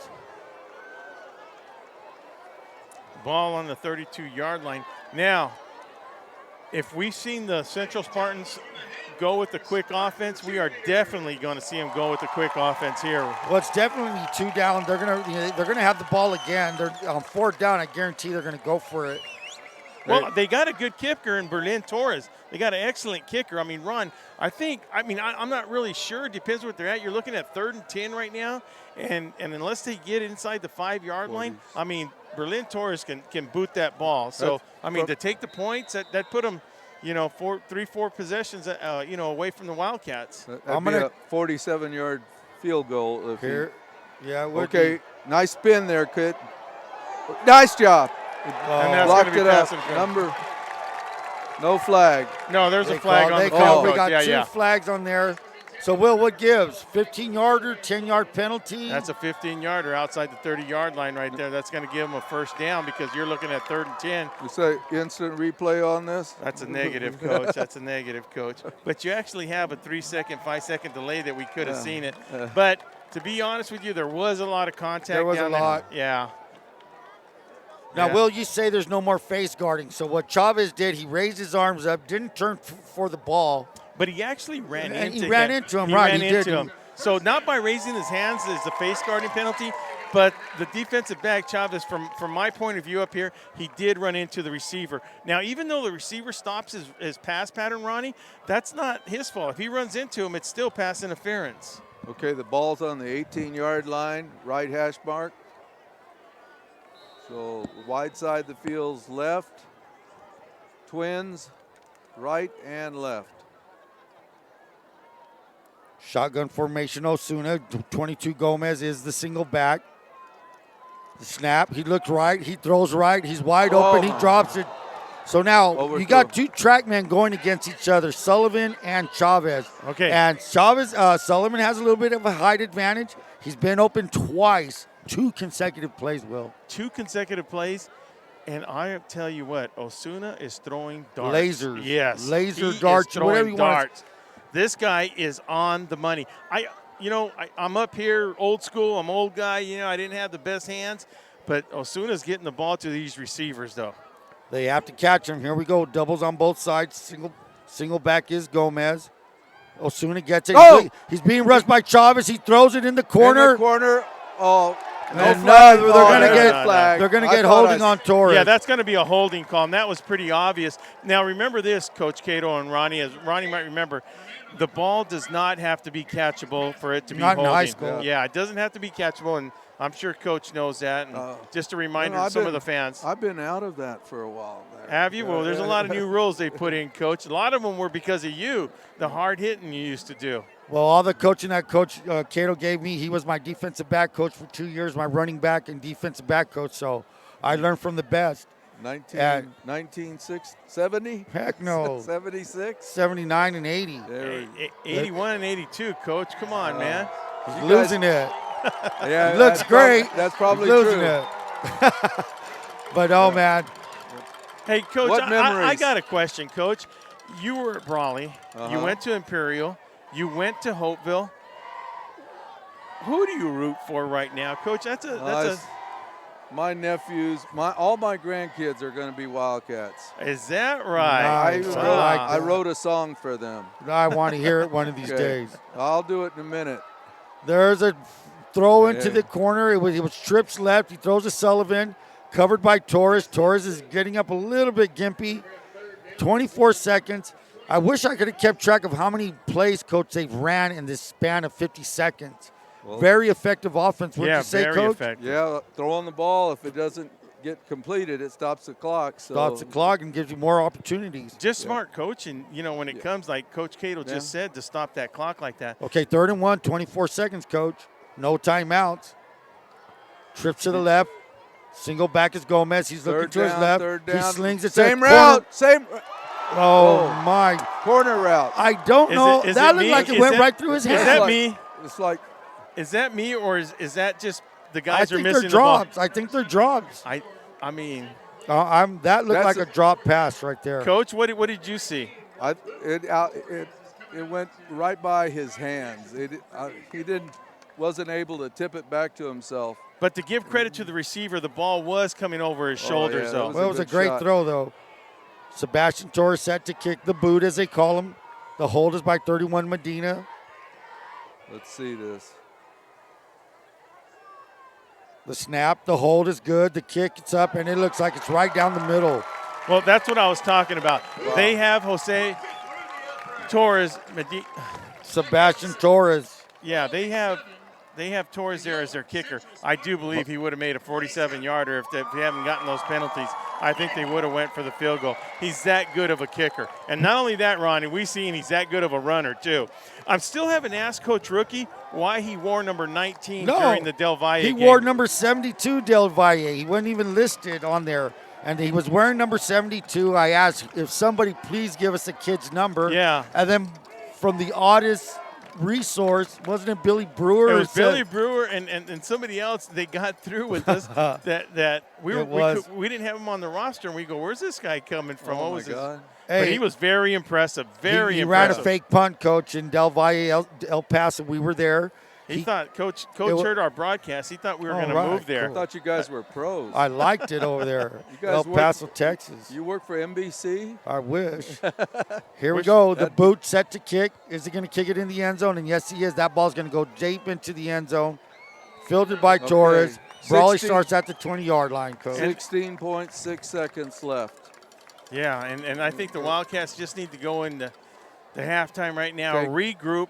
You know, Coach Self is known for we got an injured player for the Wildcats going down there to the side. He's limping away. Don't tell me. That looks like Sebastian Torres, I think. I don't see the number, but I know how Sebastian number runs. 9? No, it's a 50-something, Coach. Oh, 50 over here. Well, they got Dr. Freed over there. He's about the best there is. And Lorenzo's pretty darn good, too. But Dr. Freed is a good doctor. Here we go. And it's a fumbled snap, recovered by Gutierrez, and that should do it for the half, Will. Yeah. Yeah. With 10 seconds to go, they're just going to let it run down. And, well, I'll tell you what. Wildcats came out on fire. Started great for the Wildcats. They started out, and then the Central Spartans settled down, go, hey, we're okay, guys. It's only 7-0. The guy went up the middle. They changed their defense, changed things around, and then their offense came back around and they're a high-powered offense, Ronnie. That's one thing about them. Coach Cato, what's your opinion about the first half? Well, it started out good for Brawley, but it hasn't had any momentum going its way. No. So they need to catch fire. It's going to be a good halftime talk, I'm sure. Hopefully they make some adjustments. I know Central is coming hard defensively. They gang tackle. Right. And Coach Pena, even though he's from Brawley, he's done a great job with Central. He has done a great job. And one of the things that helps out, Coach, I mean, I'm not sure on the number. It's either 29 or 32 seniors. This was a phenomenal freshman class, and they're seniors now. This class is seniors, and so they have a handful of losses. So when you speak about one of the best teams, I mean, these guys, they lost in the finals 3 years ago, okay, and then in the game against the Cavers, it was a Division 4. It was Division 4. They lost in the Cavers. They actually had that game won, and it was just an awesome game to watch. And because of you know, we can always say it was because of the penalty or for whatever it was. Rookie doesn't use that as an excuse. He just goes, hey, we didn't win. It's the way it was. But they did have that ball game. And then last year's heartbreaker, you know, in the finals down there at Mesa, it was just great atmosphere, great to go see. So this whole team, since they're in freshmen, Coach, they've done an excellent job in the playoffs. Well, I see a freshman group that's coming up. I was at the game on Wednesday, and I saw Brawley's freshman. There's a lot of talent coming up, and their freshman quarterback is on the varsity. So I think it looks good for the future. Get them stronger, bigger, stronger, faster, and get your head up right now at halftime. Don't be thinking like your daubers are all down. Don't cry. Get out there and make the adjustments at half. That's right. Yeah. Coach, any chance you come back to coach for any reason at all? I threw away my whistle. That doesn't mean nothing, Coach. That doesn't mean nothing. Yeah, Coach Tyree is still coaching. That's right, in Calexico. He hired me. Oh, is that right, in Imperial? That was my first job. I was straight back from Vietnam, and he heard that I had played college football, and he called me up and said, why don't you come to the CIF game? We're playing Paso Robles. Wow. And I was really happy about being asked to be on the staff. Well, Larry Stevens that day rushed for like 287 yards. I remember Coach Tyree saying to him, are you tired? He said, no, Coach, give me the ball till I OD. Like that. You would have said something like that, I would have, Ronnie. thank you, Coach, and I probably would have, because when you're playing for somebody like that, a coach like that, you want to run, you want to play, you want to do well for him, and that's something Tyree and Coach Cato brings out, and that's a great story. Great story in that playing Paso Robles. Yeah. You know, they had to go to Imperial to play. That is one heck of a drive. That's a hell of a drive. That is one heck of a drive. Like El Paso, huh? Oh, yeah. I'll tell you what, that's nothing. that was actually, we broadcasted the Brawley football game on Friday night. We Thursday night. Was it a Thursday night, Ron? Thursday night versus Indio. It was because of the shortage of referees. Brawley played on Thursday, and if people don't know, we got our VSN just started with the broadcast this year, Coach, and Brawley gave us the opportunity to broadcast out of them, and we thank Brawley for that. And I know, I happen to be from Brawley, and Ron's coaches in Brawley, and I know people think, we're just pro Brawley, but actually what we want to bring, Coach, is just high school football back, and we do got to fix a little bit of things. It's our first year, Coach. Oh, you're doing great. Yeah. I Thank you, think, Coach. yeah. And no resting on your part here. Well, you guys- one of the good things is we have Coach Ron. I mean, I just think he can dissect a team, and he gives us great analysis and everything. He's done a great job over the years. He's been 30-plus years. And then the refereing part, me with 25 years refereeing and just stopping about 3 years ago, helped me see the game from a different point of view, Coach. Well, you guys were both great players. I remember you could cover sideline to sideline, and there's only one other guy, and that was Hopkins. Well, Jimmy Hopkins and Esquivel. no. Oh, Don't yeah, put yeah, names Paul. in his mouth, as they Yeah, say. they're all He'll- good. He'll Where figure is it Paul? out. What? He's in Texas. Paul Esquivel's in Texas, yeah. Well, then I'm not going to give you no more names because here I am. Big naming- Rob, Right. Rob Dorsey. Rob Oh, Dorsey. from Rob back in the Dorsey. day. Okay, well, you He went was back a little like- bit further. He was like you. He could go sideline to sideline. Well, once again, And you Ron, weren't well, bad Ronnie either. was on my side on the quarterback when I was a junior. I had to He was- babysit the kid. He was my defensive end. I said, Will, don't let him around the corner. Make my job easier. You coached him up, huh? Right. Well, I learned from the best. So, yeah, that's how we did it. No, Yeah. so one of the great memories I have is playing here on this Spartan Field. Now, one of the things that I loved about Spartan Field, and that was as a player, as a ref, and as a fan, I talked about it when we talked to Coach Evangelist, both Joe and Steve, when they played Imperial here. It's the atmosphere the Central Cal Jones Field has, Coach, since they don't have no track. I just love it. Oh, right, you're right because on top of it. They're right Yeah. on top of you, Coach. I mean, Well- as a player and a coach, I mean, you can't even relay with your players out there. You could feel people breathing on your neck. And Yeah. And it was even tighter, I think. Of course, I have these memories. We won, and I think it was 1991 with 28 seconds left to go. Pablo, Torres. let's see, Kurt Rubin. Sanders Oh, Sanders. broke his shoulder in that game. That's you and I were on the coaching staff with Bill Douglas that year. Yeah. Yeah, and we And- came back. Go ahead, Coach. And we split out Matt Buckner, and Buckner went 28 yards for a touchdown, and then we went for a 2-point conversion.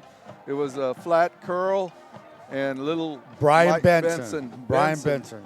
I thought his mom was going to jump out of the crow's nest. She was our filmer.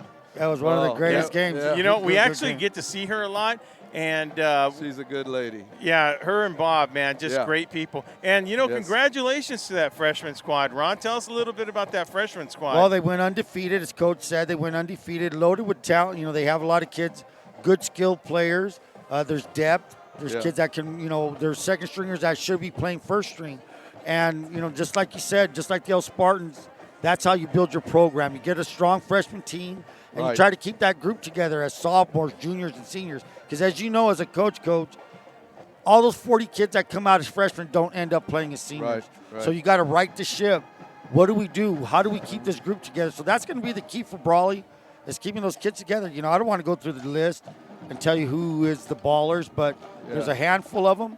And like I said, if they want to be successful, they want to play Brawley football, they'll stick together. Weight room, Right. off-season workout. It's just not the season. It's what happens between November and August. Yeah. That's the work. That's where you win ball games, and that's what I say. You build up that camaraderie. That That camaraderie. last. And if you win the freshman year, it makes it a lot easier the second year, and then the third just and gets- the fourth. And I think you guys were on 4 winners, right? Right. We were. No, Coach. we were terrible as freshmen, Oh. terrible in JV. Oh, wow. We had no stars on our team, Coach. We were just a mediocre team, and it was, I believe, a lot of it was coaching.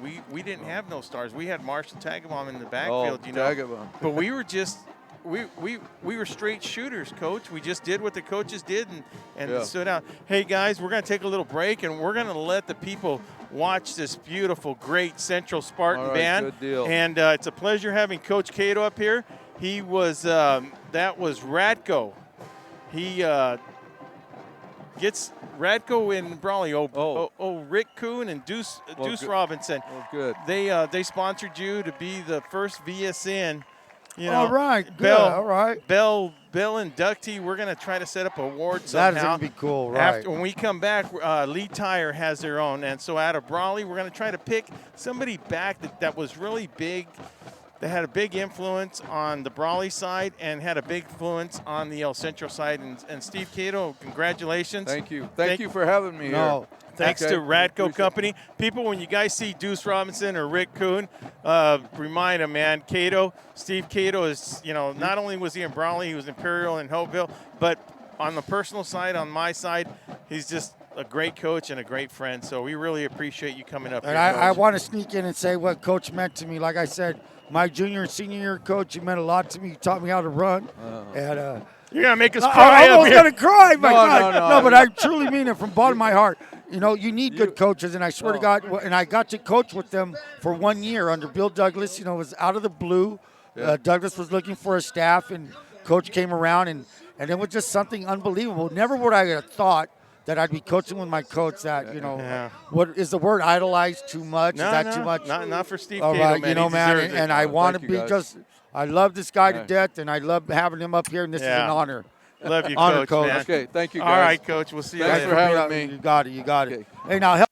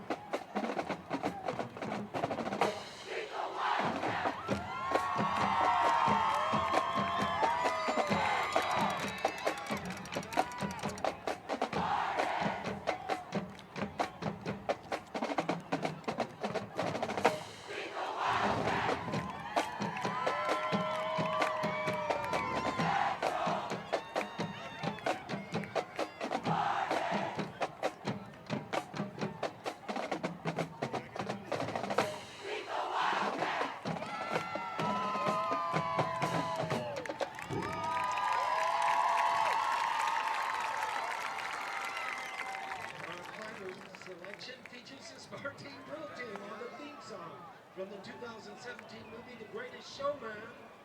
Here is The Greatest Show!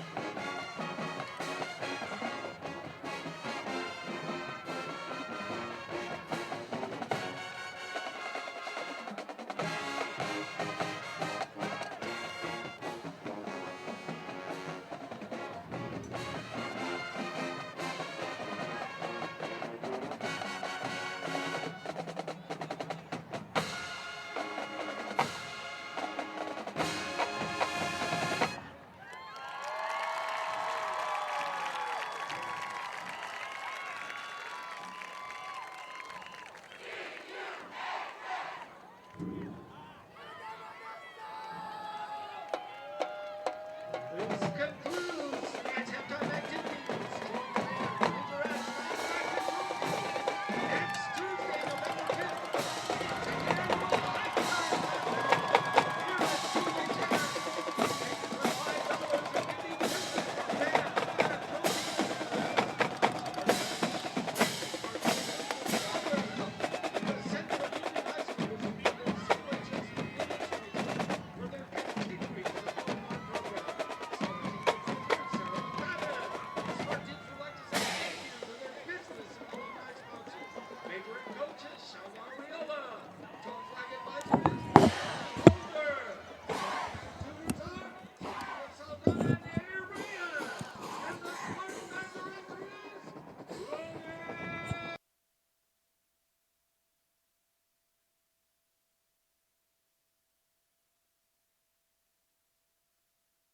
Welcome back, everybody. With a couple of minutes left to start the half, the score is still 24 Central Spartans with a late second quarter field goal, and the Brawley Wildcats 7. Right now, I'd like to take a moment and thank Lee Tire. When we asked Lee Tire for a sponsor, one of the things that had come up, we wanted to pick a person that has meant a lot to both sides of the field. Radko introduced Tom Cato on the Brawley sideline, and Lee Tire, their person that VSN would like to introduce, is Babe Henry, Richard Babe Henry. Won the CIF championship 19 I forgot what year it was. But anyways, he wore number 3. He was 152 pounds. He was a running back. He also took care of all the kicking duties. And I was going to say this, and it is 1946 when they won their CIF championship. One of the impressive things about Richard Babe Henry on the team that he played, which he was only a junior, they went 10-0. But the most interesting thing about that part, about going 10-0 10-0 in league, that nobody scored on them until they played Calexico. Calexico scored 7 points against them. And then in the championship game, Grossmont scored 19, which Central ended up winning 20-19. And to me, that is just impressive when you have a guy, in the 1946, I'm sure they played both ways. And it's ironic that their coach was Bob Farrell. He was actually an assistant coach under the other head coach. Bob Farrell started his career down here in Central before he moved down to Brawley. But I've got to put the category as Babe Henry as the people that you hear from Brawley, whether it be a Pat Casey from Brawley or a Raymond Dial. He's in that same category of just a hard-nosed football player. So, from BSN, Lee Tire, we congratulate Richard Babe Henry. And once again, like I said, special thanks to Lee Tire. So let me give you a little bit of history about Babe himself. Going into the final game in 1946, the scrappy group, post-war World War II athletes, had racked up a total of 209 points compared to their 7 for their opponents. Trailing 19-7 with 4 minutes left to play in the game against Grossmont, they scored 2 touchdowns. In fact, Babe was one of the ones that scored one of those touchdowns from the 2-yard line to go ahead. And with less than 1 minute to go on the scoreboard to win 20-19 and take home the CAF title. Now, that's one of the great things. Now, their starting lineup in that year, some of you Central people will recognize a lot of these names. I mean, I know it was 1946, but, to the Central Spartans, to everybody in El Centro and everybody around the valley, I'm sure when it comes to CIF, these are some of the names you remember, especially the starting lineup. You had Joe Brennan, Deed Burchard, Era Maroney, Bert Luke, Larry Colford, Dick Smith, Clarence Nickel, of course, Richard Babe Henry, Bill Mallory, Pete Shannis, and Dwayne Stafford. So congratulations from VSN, Lee Tire, to Richard Babe Henry. Well-deserved. One of the greats from Central Spartans, one of the greats from Imperial Valley, CIF champion 1946. So congratulations once again, and a well-deserved award. And we will be right back.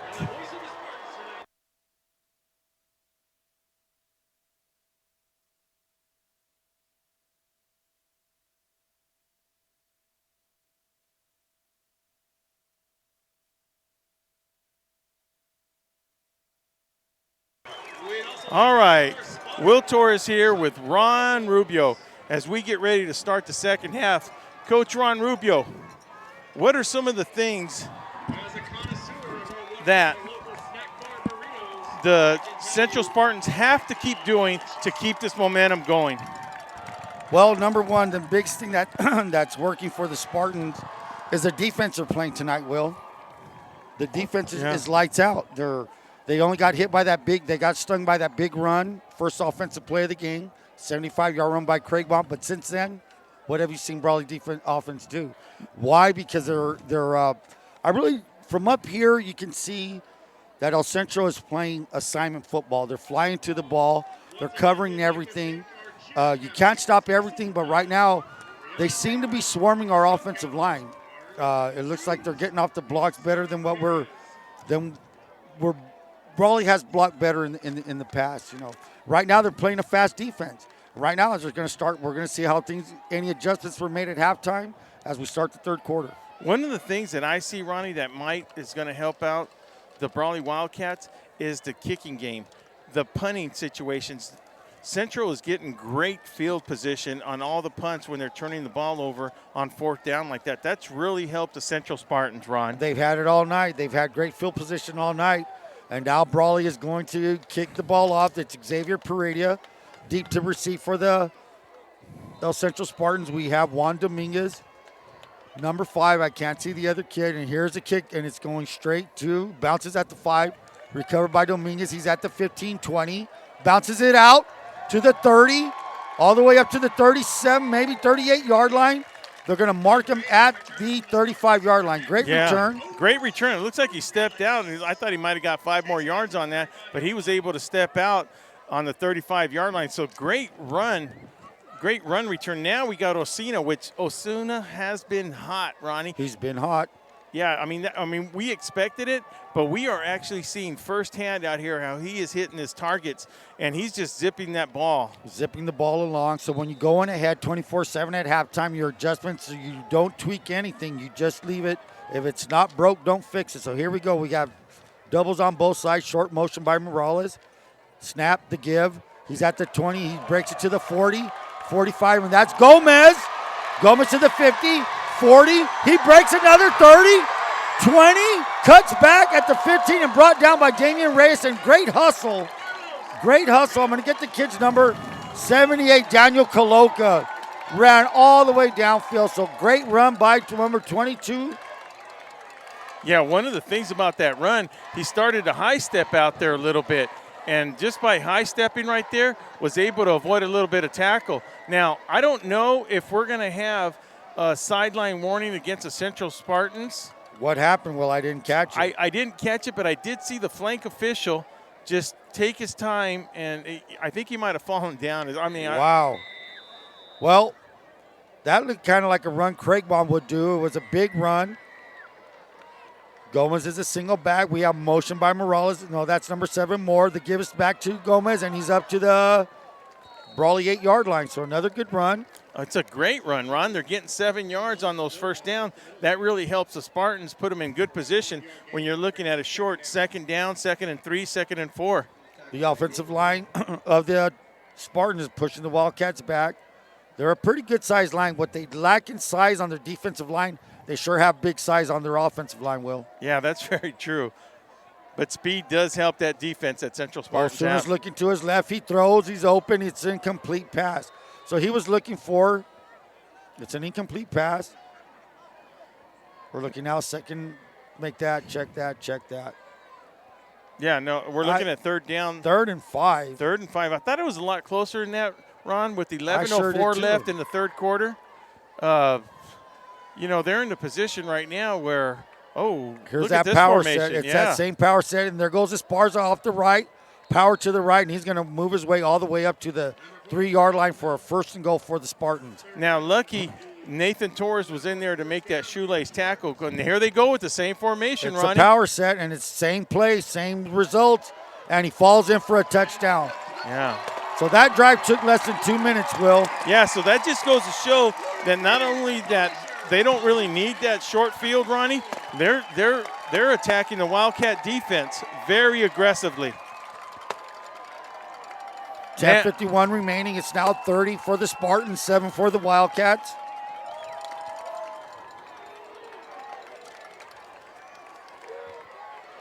Cornell intercept for the PAT. 31 is Medina. He holds, the kick is up, and it is good. So we have a different kicker for the PAT. Is that correct, Well, Ron?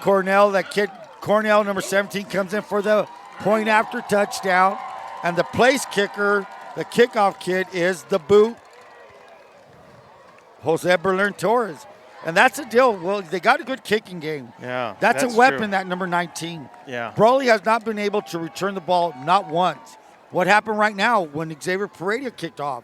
Good return up to the 35. 35-yard line. That's a good point. Yes, Ronnie. You're exactly right. You know, if you have a kicker, the kicking game is very important. Special teams are very important. We haven't seen El Centro punt tonight, have we? I don't remember. I thought maybe once. I think we saw him one time, Ronnie. But, you know, this Central Spartan has sure quieted the Brawley crowd on the opposite side of the field. Not much to cheer about yet for the Wildcats. Here's a kick. It's deep, and it is going to go into, boy, he almost made it through the uprights. So Berlin, the boot Torres, another great kick. Sets up the Wildcats at the 20-yard line again, Will. Yeah, just great kicking on his part right there. Well, we have a little bit of time. Once again, I'd like to thank Radfin, located inside Driscoll's, your one stop for fishing, tackle, and apparel. Go see Dustin. Talk about a little bit of fishing for him. He'll set you up for anything you need, whether it's catfishing or bass fishing. Talk to Dustin. He'll set you all up. Wildcats are coming out.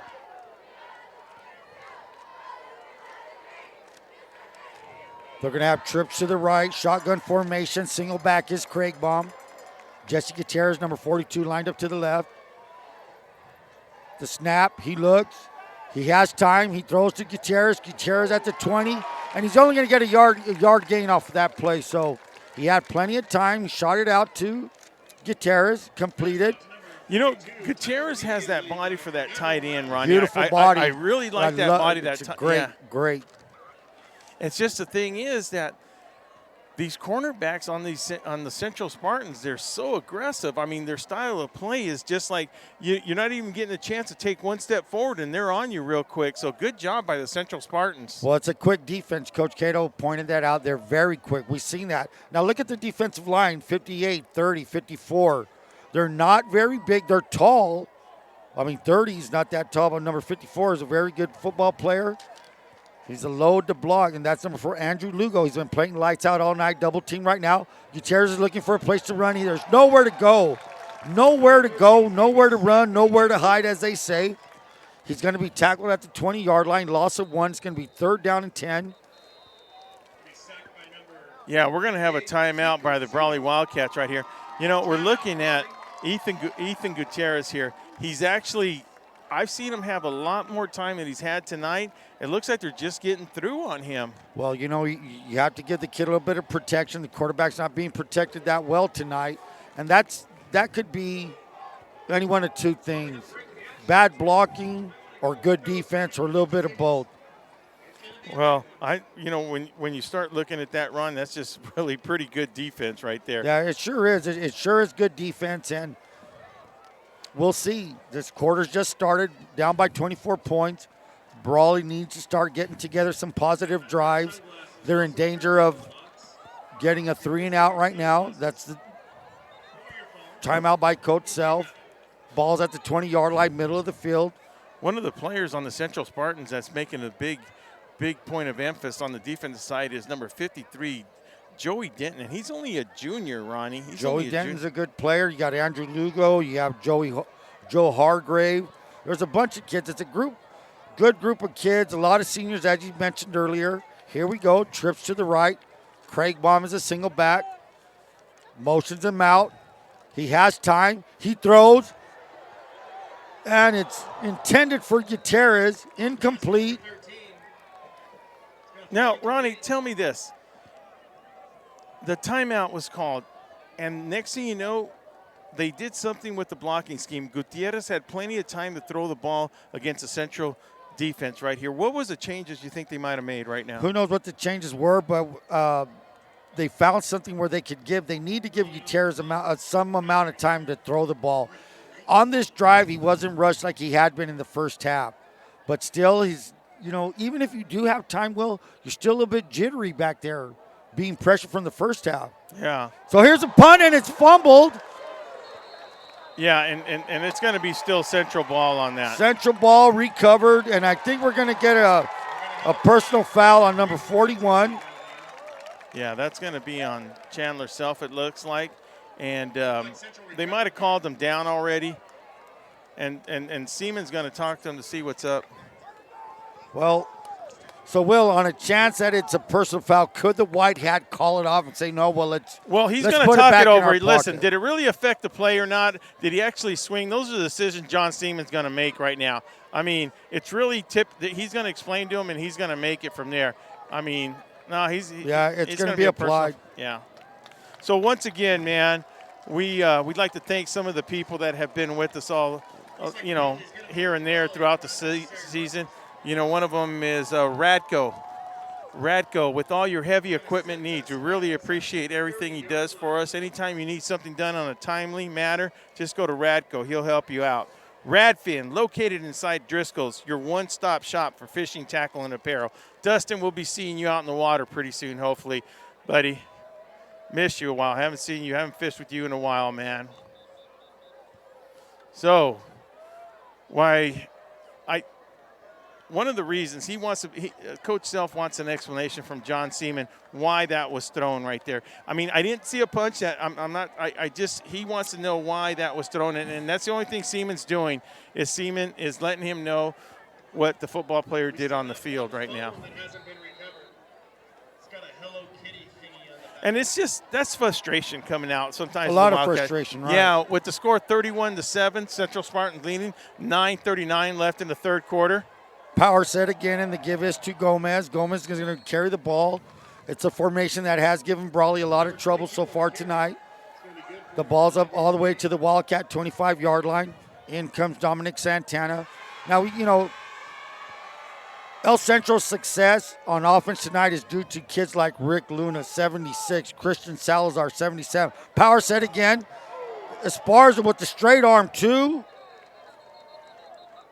To Nathan Torres on No, that was straight. number 41 that took it. Oh, Chandler Self. Chandler So a straight arm, and it looks like it's going to be a 3rd down and 1. Yeah. As I said, that great offensive line, 55, number 55, Joe Hargrave. They're pushing the Wildcat defenders off the line of scrimmage right now. 72, Andrew Velasquez. Here's the gift to Esparza. He's going to fall forward for a 1st down. Nice tackle by number 21, Damian Reyes and Omar Chavez. Now, this is Esparza Nava.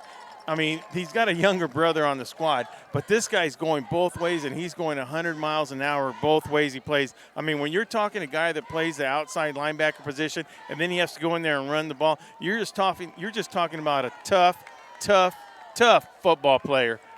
Yeah, sure is. Trips to the left, receiver to the right. He's looking to his left. He's being rushed, and he's being sacked by number 6. First, Omar Chavez and J.J. Gutierrez. And our guy, number 52. So there was a sack on the play. Okay, with the score 31-7, 8:09 left in the third quarter. And after that sack by the Brawley Wildcats is going to put the Central Spartans way back. But it's still going to be 2nd down, ball being placed on the 31-yard line. 2nd down and 20. But with Osuna's arm, anything can happen. No, you could be in 2nd and 99. He'll get a 1st down. Here we go. He's looking to the right. He throws. He's wide open. That's number 12. Not wide open. Good coverage by number 5. It was good coverage, and it was still a beautiful pass, but it might have just, that one was overthrown a little bit. I just like the way Osuna throws that ball. Throws a pretty spin, a lot of spin on it. Really tight pass. Throws it to where only the receiver could get it. So that's number 5, Joel Murillo. Looks like Murillo has replaced number 4, J.J. Fernandez. Matthew Moreno is another one of the linemen, check that, number 62, Chris Carlone. And that was a pass intended for number 12, Mike Sullivan. Well, I'll tell you what, the announcer has a lot better eyes than we do, because with them wearing gray. Yeah, the gray blue. and the blue kind of fades into their numbers. And however, Brawley needed to stop. They got to stop. It's now 3rd down and 20. It's actually 4th down. 4th and 20. I'm sorry, 4th down and 20. Because I saw Jose Berlin Torres out there to punt. You never know what's going to happen with him. And the nice, look at this little pooch kick. Is it going to roll in? Great kicking. I mean, my God, it couldn't get any worse. He's down all the way back to the 5-yard line. Berlin Torres got a bunch of tricks in his bag there, Will. No, not only that, he has a great finesse for kicking the ball, Ron. He's got a touch for it, very finesse kicker. Knew enough to put amount of leg into it to get that roll in there. So that's going to back Brawley up to the 6-yard line. Brawley's going to start from their 7-yard line. 7:35 left in the third quarter. Brawley taking possession of the ball on about the 7-yard line with the score still 31-7. Central Spartans leading. Backs against the wall, 7:35 remaining. This is where Brawley's going to start their drive at their own 7. Left hash, trips to the right. Single receivers, Gutierrez. Single back is Craig Baum. That's number 44. The snap, the give to Craig Baum. Little or no gain. Yeah, May have lost a yard. It looks like he lost a yard. So now we're looking at a 2nd down and 11. Yeah, and, we have a Spartan down. We have a Spartan down right now, so we're going to take a moment to give us a little bit of thanks to some of the good one of the peoples. Coach Cato knows a lot of people out here. Tom Angulo, Coach Cato says hello to you. Tom Angulo, he's with Ag Product Resources, from ground prep through shipping. Give Tom a call at 760-356-0036. Growing together with you. Brawley Auto and Lube Service is your quick lube and car wash business. They offer what personal touch we expect to receive from all our vehicles located on 901 Main Street in Brawley, right there just east of the tracks in Brawley. Give him a call at 760-623-7037. And Vesey Farms, since 1923, supporting all Imperial Valley Scholar athletes. Congratulations, Ron, to the Hopeville Vikings. Went to the Axe game last night. You know, they had a little competition with Calapat in the first quarter, and then the Hopeville Vikings took over. So congratulations to the Hopeville Vikings from VSN and the Vesey family. Radfin, located inside Driscoll's, your one-stop shop for all fishing tackle and apparel. Also, for anything else when it comes to surf or skateboards.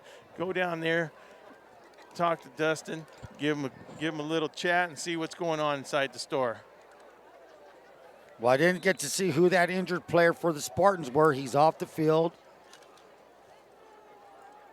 Brawley's out on the field, led by number 72, Tomas Rubio. Tomas Rubio has big number 55, Joe Hargrave over him.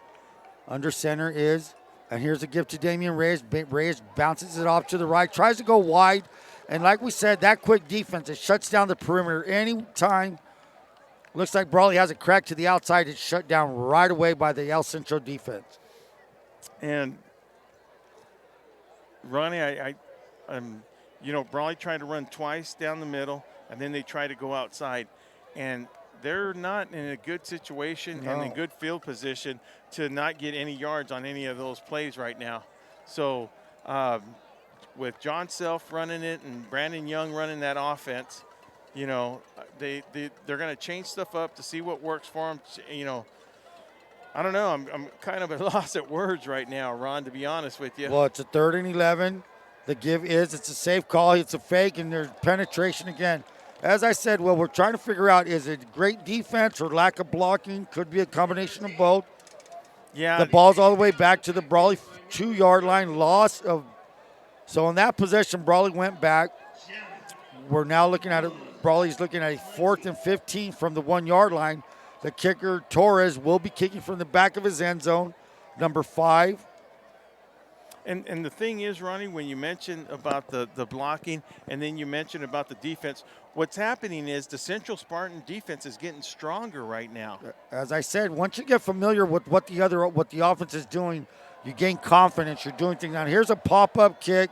It's going to bounce at the Brawley 15 and takes a good bounce for Brawley all the way up to the 27-yard line. So the ball was kicked from the 5, from the 2, ends up at the 27, kick of 25 yards. 5 minutes, 20 seconds remaining in the 3rd quarter. And El Centro, again, Will, with great, excellent field position. Every time we look up there, Ron, and Brawley punts to Central, it looks like they're getting better field position every time. Here we go on the power set. They got the power package in. It's Esparza right to the right. That's where the power set is. He's brought down by 41. That's Self, 52. Omar Chavez getting chippy, as you said. Yeah, it's just frustration coming out. But they got to realize, Ronnie, they're going to have a playoff game next week.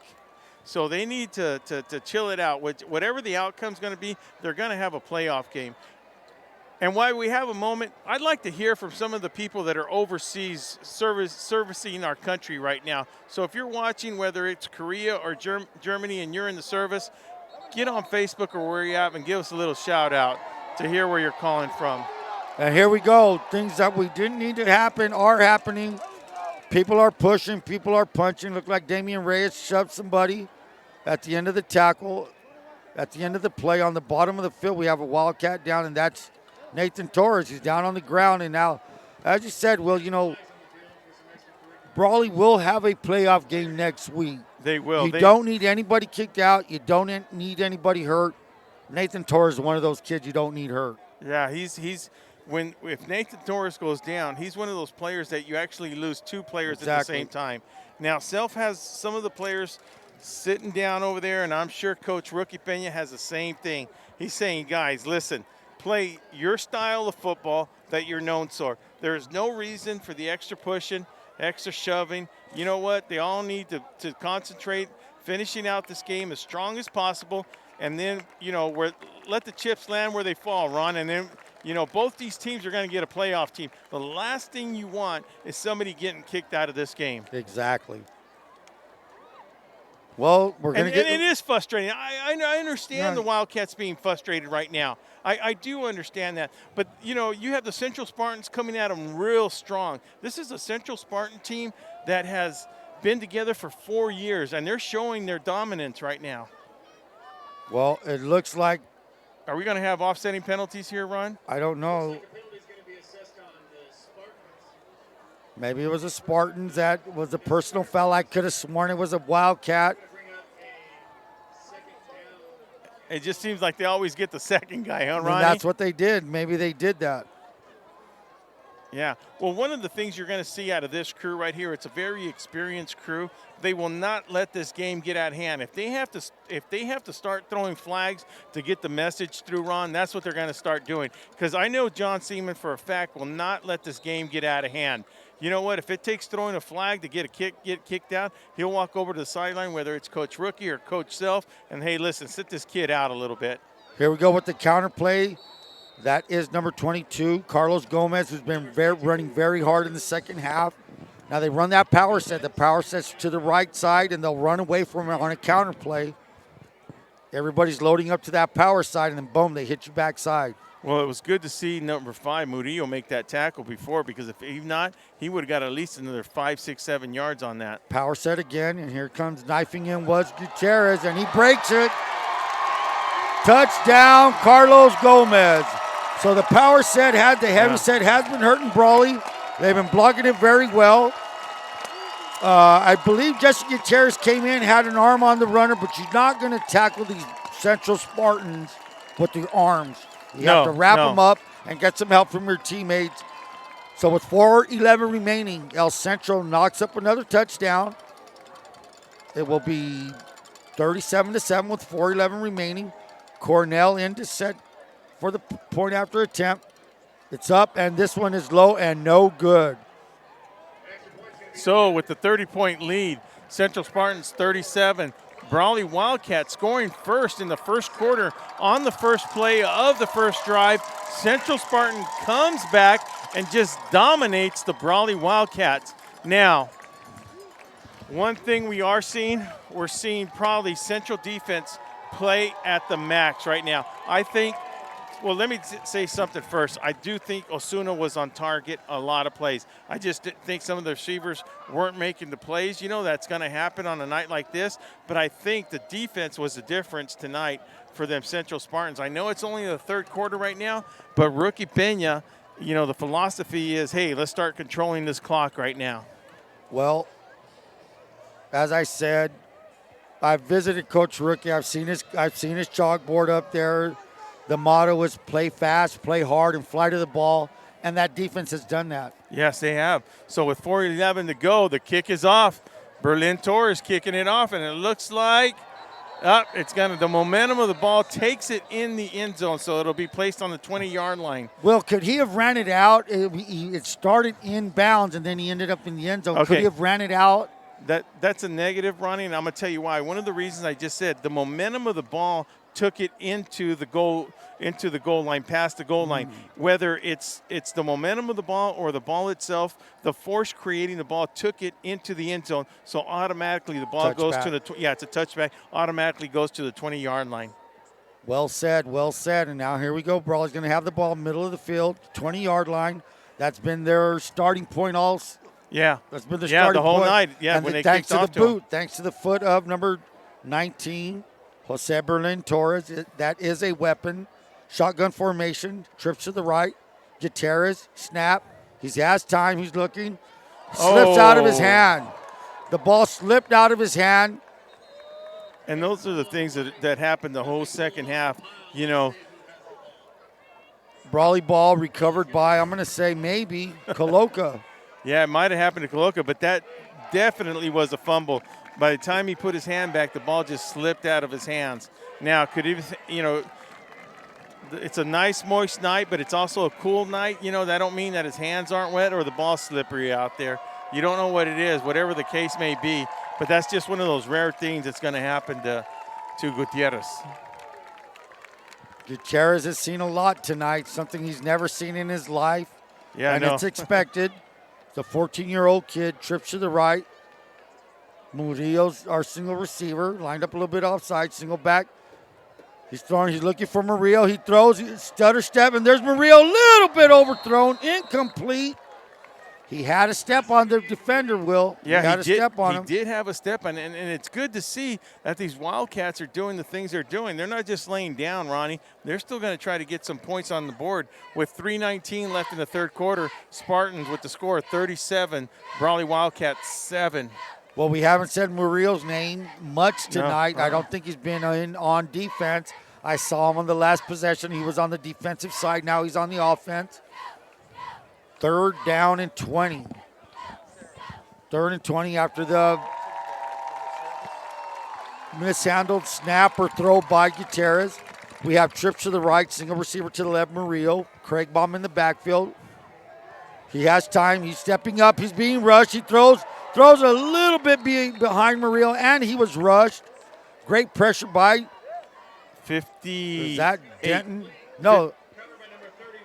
I'm going to say Joey Denton. It's Or coming right Zeke here. Osuna. Yeah, that's Osuna coming out there. He's the one that applied the pressure on Gutierrez that made him throw it a little bit late. Made him throw on the run. Yeah, made him throw on the run when he was scooting up the middle. Well, Torres set back to punt. He's in the middle of his end zone. And Number 5 is Juan Dominguez standing at the Brawley 35-yard line. So that's been the story all night. Well, El Centro has had field position on Brawley all night. And that's something that Brawley could not get out of. And do we have a timeout on the field we right do. now 3:13. by the Wildcats? So we have 3:13 left to go in the third quarter with the score still 37-7. The Wildcats take a timeout to regroup, think things over.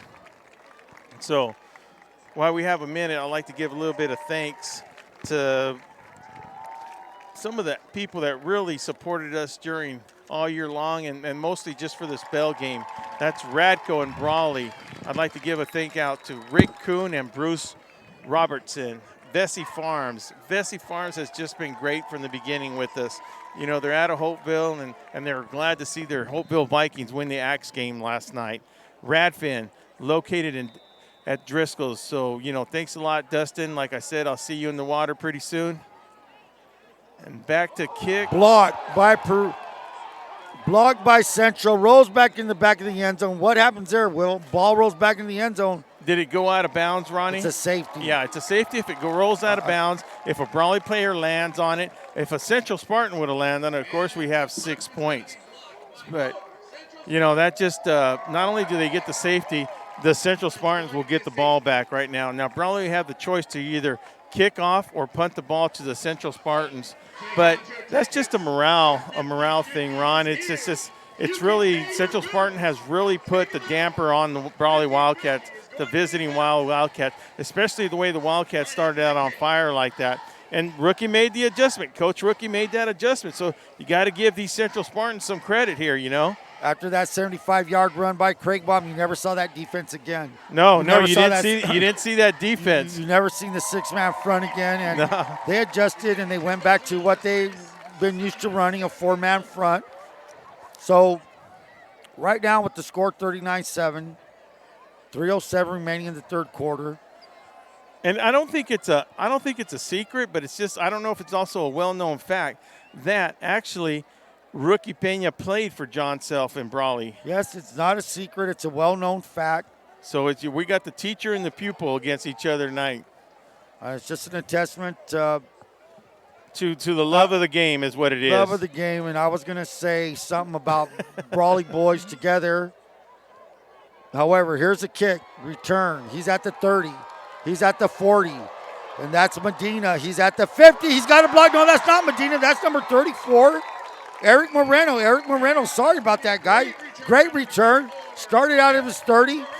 Ends up at the Brawley 28-yard line. Yeah, that's one of the things.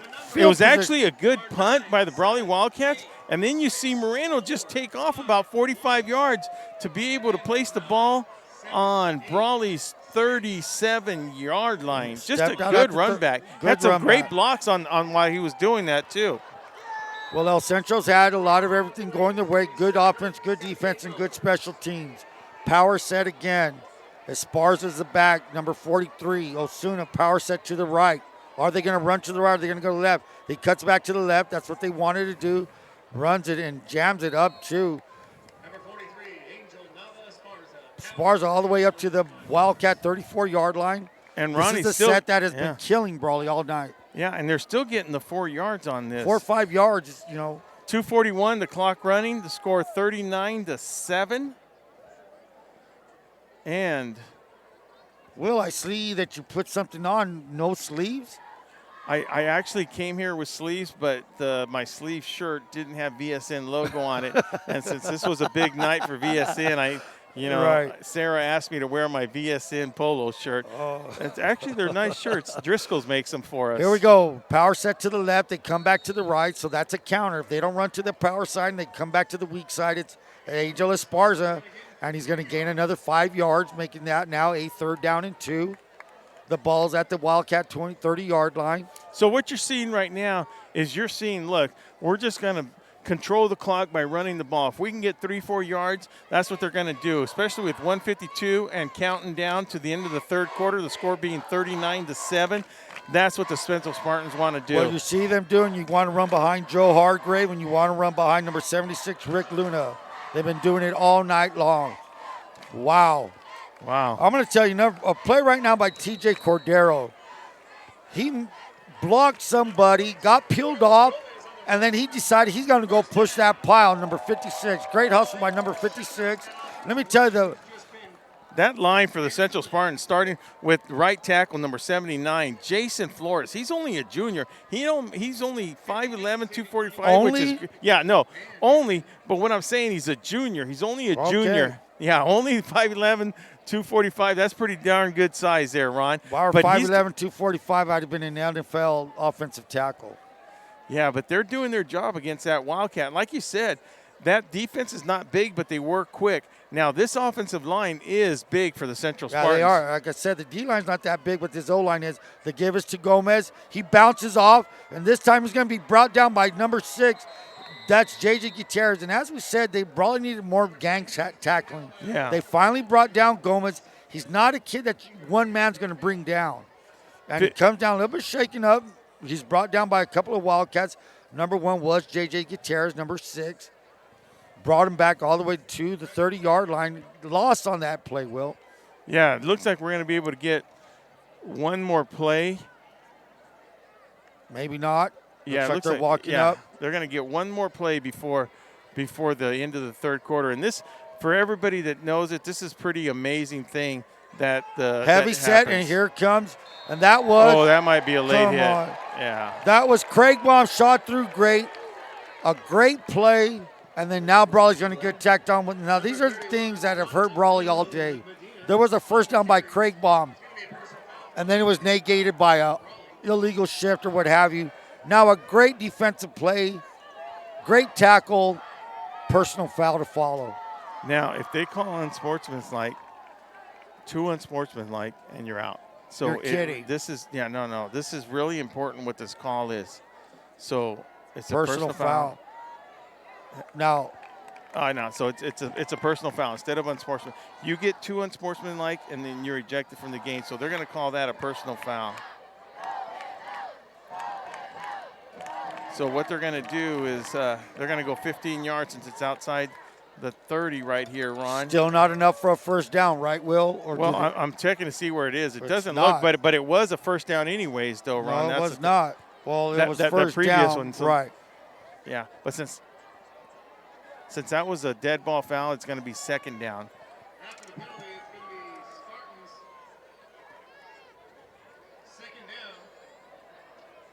4 to go. Now, the play will not end. We have 17 seconds to go in the 3rd quarter. So the discussion going on right now in the field is a good question. They're just trying to get everything right here. All right, so they're going to start the clock in the start. So like I was saying earlier, one of the things that happens here in the 4th quarter at Cal Jones Field is pretty amazing. It's one of those things that everybody needs to have, and Central should be proud of these kind of things. Well, here's a tradition for El Centro.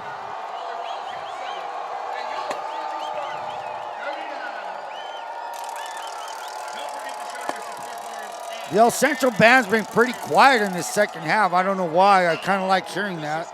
Well, Ron, when you put on a show at the halftime like they do, they got to rest all that energy. Stop by and take home a snow cone back at California at the Hawaiian Shade Ice and California stand.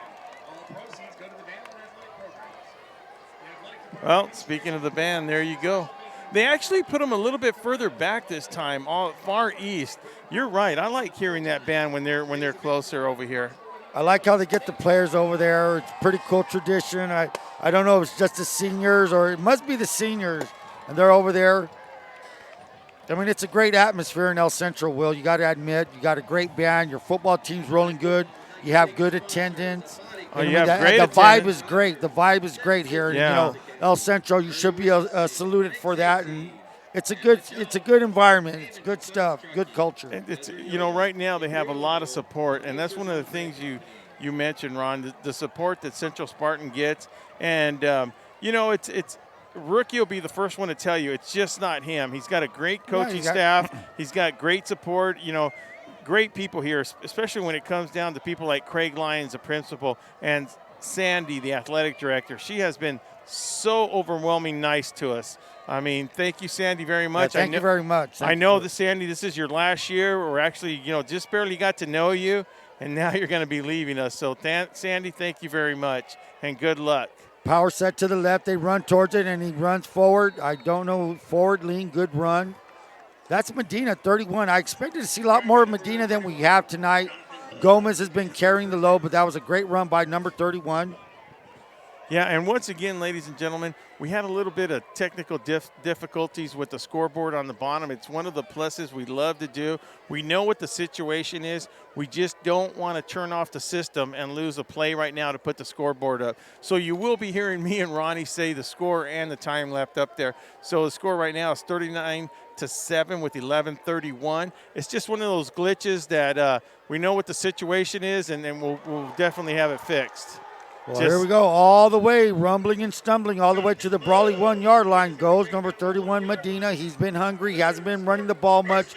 Ran hungry on those last two plays, runs it all the way up to the 1-yard line.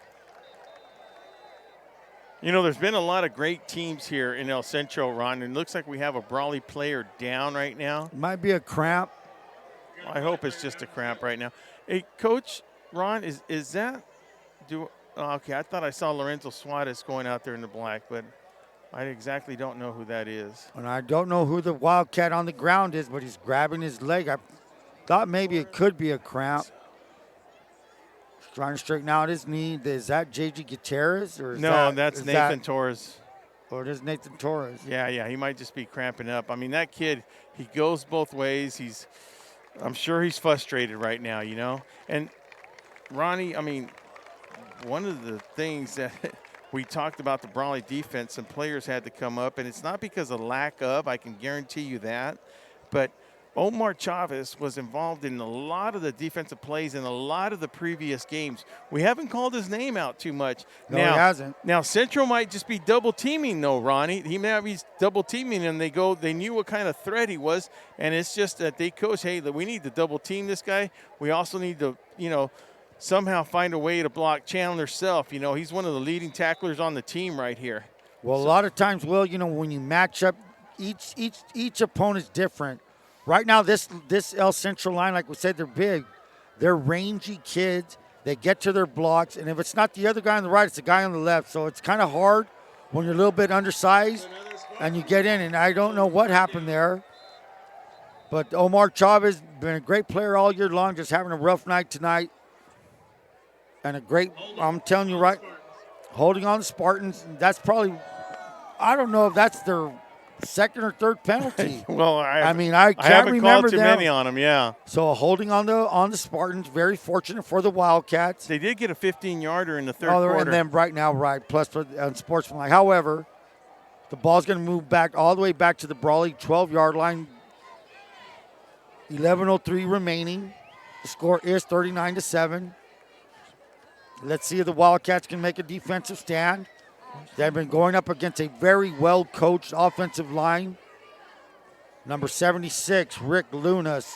Here's the give. The give is to Medina. Medina runs a lot different than Gomez. Medina's a upright runner. He doesn't lower his shoulders as much as number 22, Gomez. But a very effective runner is number 31. And looks like Central may try. Here comes the boot. The boot, Jose Berlin Torres, set for a field goal. And what's the distance are we looking at here, Ronnie? The ball's on the 9-yard line. On the 9, he probably going to, Seven. looks like he's going to kick it there from the 16, 26-yarder. 26-yarder from where he kicks it. Yeah, and definitely Jose Berlin Torres has enough leg. But Ron, it looks like there's a change here now. Oh, no. Now they're back on offense. The give is to Medina, and he stopped. Stopped by number 78 and number 52. That's Coloca, number 78. Great tackle, and it looks like Chavez is cramping. Now, you know, Will, that's the kind of weather. We've done it when we were kids. You don't drink that much water because it's cold. You're not drinking water, so you're cramping up. And I see Chavez. Your body thinks it does Yeah, need you water don't think because it's cool temperatures. Exactly. Yeah. So especially these two-way players that have a lot. Exactly right. Well, a great point. Two-way players, the kids that haven't come off the field much at all. They're not resting on the sidelines. They're constantly running. And I do believe that's Chavez. Now, let's talk a little bit about next week, Ronnie. Now, Central went into today's game being the number 4th ranked team. Now, I can tell you one thing. They're not going to go any lower than 4th ranked because Brawley was also – they were ranked number 6. Brawley was 5. I just heard before the game. 5? They were ranked 5? So okay. we're 5.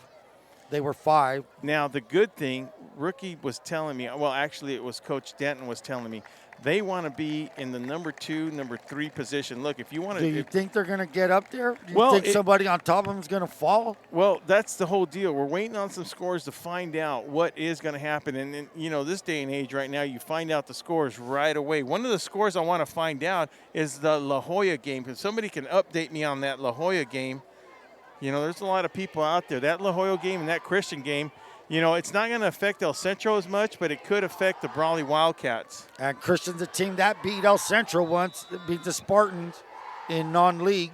Osuna, he looks, and there's that pass that he threw earlier, and it is complete. To number 31, Medina. Medina's fighting his way. It was 3rd and goal. Now it's going to be 4th and goal from the 2. Same play they scored on earlier where it was wide open. Line up in that power set, fake the run. Everybody's crowding the line of scrimmage for the run, and bam, he sneak a receiver out. There he is. Very effective. Well played by the Spartans. Yeah, one of the things we're going to see, Ron, is I see Nathan Torres back up there. Are we seeing Chavez back into the playing field? I have not seen him. I see J.J. Fernandez out there. So here we go, 4th and 1. Is Brawley going to stop him? And the give is to Medina. And a nice play by Daniel Coloca, knifing in. So that is the first time Central went for it, and then the big guy, Daniel Coloca, offensive tackle of the year, player of the week 2 weeks ago, makes that tackle, knives through there.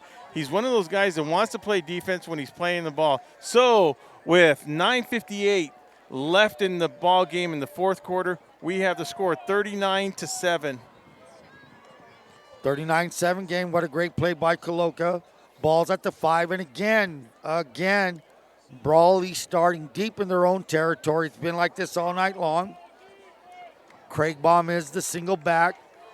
Trips to the doubles on both sides. We actually got the PPR guys looking up some scores for us. So Gutierrez looking, he throws. No, he's going to bring it back in undecisive whether to unload it or run it. He's going to lose a yard on that. Everybody was covered. Great coverage by the Central defense. He was looking looking towards Damian Reyes. Yeah, the thing about that, Ronnie, was when he was rolling left, he had to turn his body, almost like a 180 just to try to throw that ball. And it might have been a smart move not to throw that ball where he tucked it in and just decided to take a little bit of loss on that last play. I'm seeing Central substituting kids in. I see number 66, Andrew Taylor. He's playing on the defensive line. Like I say, Will, El Central does not have a huge, and that's going to knock down by number 66. Yeah. And we have a little bit of extra action Javier going on. Martinez, I don't know what he was doing, but let's cut it out, Javier. Number 66, great defensive play by number 66. 9:07 left in the fourth quarter. Still the score 39-7. And the clock stops on that incomplete pass right now. I'm seeing some different defensive linemen in there for the Spartans. Number 72, Andrew Velasquez is in there. Number 68 is Nicolas Jimenez. Nicolas Jimenez is a freshman. So Nicolas Jimenez getting some playing time. He's a big old boy, 6 foot, 285. Gutierrez with the snap, quarterback draw. It works. It looks like it's working, and he's stopped by number 43, Angel Nava Esparza. Another great tackle by Esparza, all over the place on defense. Yeah, that's just one of the guys that has really just kept that same elevation of play that he started on the defense and the offensive side. Or was that the younger brother, Ron? No, that was number 43. That's him, right? Yeah. I have not seen number 24 tonight. I've not seen him in there at all. Not that much. Isaiah Nava Esparza not in. Well, if he is, he hasn't made – well, we haven't said his name. So that being said, they stopped the Wildcats again. They were only able to muster up 3 yards on that drive. It's now 4th and 7. Torres deep in his end zone. He fumbles it, and he's going to be sacked. He's sacked all the way out of the end zone. That's going to be a safety. Yeah, we're going to get flags. I'm not sure. Yeah, that was unnecessary roughness. I don't know. That's going to be a hit to the helmet. But we have 2 flags. Looks like one was on the line of scrimmage. And like I said, there's still 8:19 left, 39-7. The Central Spartans leading at Cal Jones Field on a beautiful Friday night evening.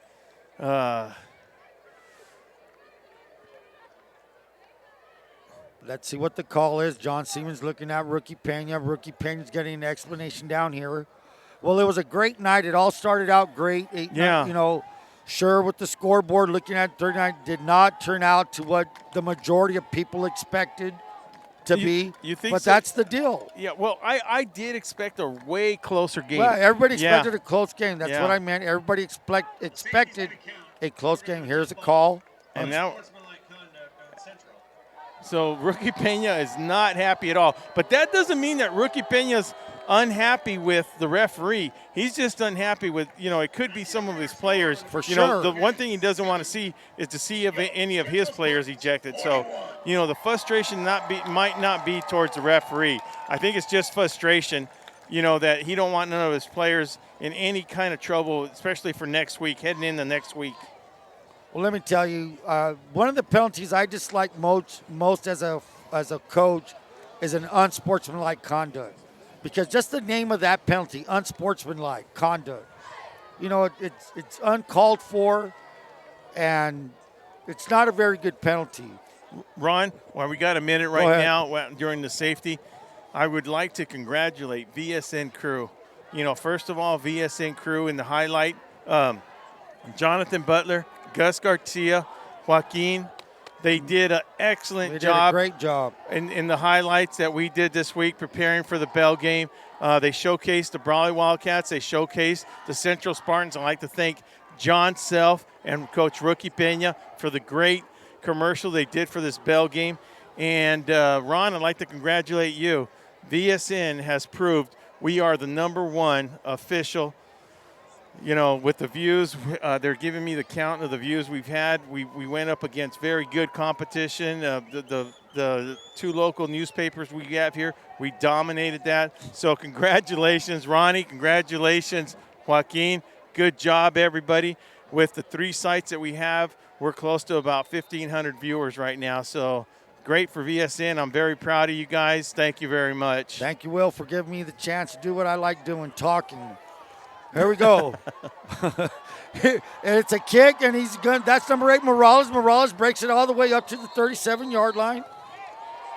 And are we getting too chippy now? I mean, if they're going to keep everybody's called off. Yeah, we just got it now. Torres cramping up again, and you can see his foot. Is that foot. a cramp or is it? It's you a think cramp. It's a cramp, huh? Look at his muscle. He can't move it. He can't put pressure on it. Yeah, I mean, with the score 41-7, 8:07 left in the fourth quarter, I think Torres might have to shut it down right now. He'll make the decision with Coach Self coming out here to talk to him. Well, the good thing, he's standing up. He's not on the ground. Yeah.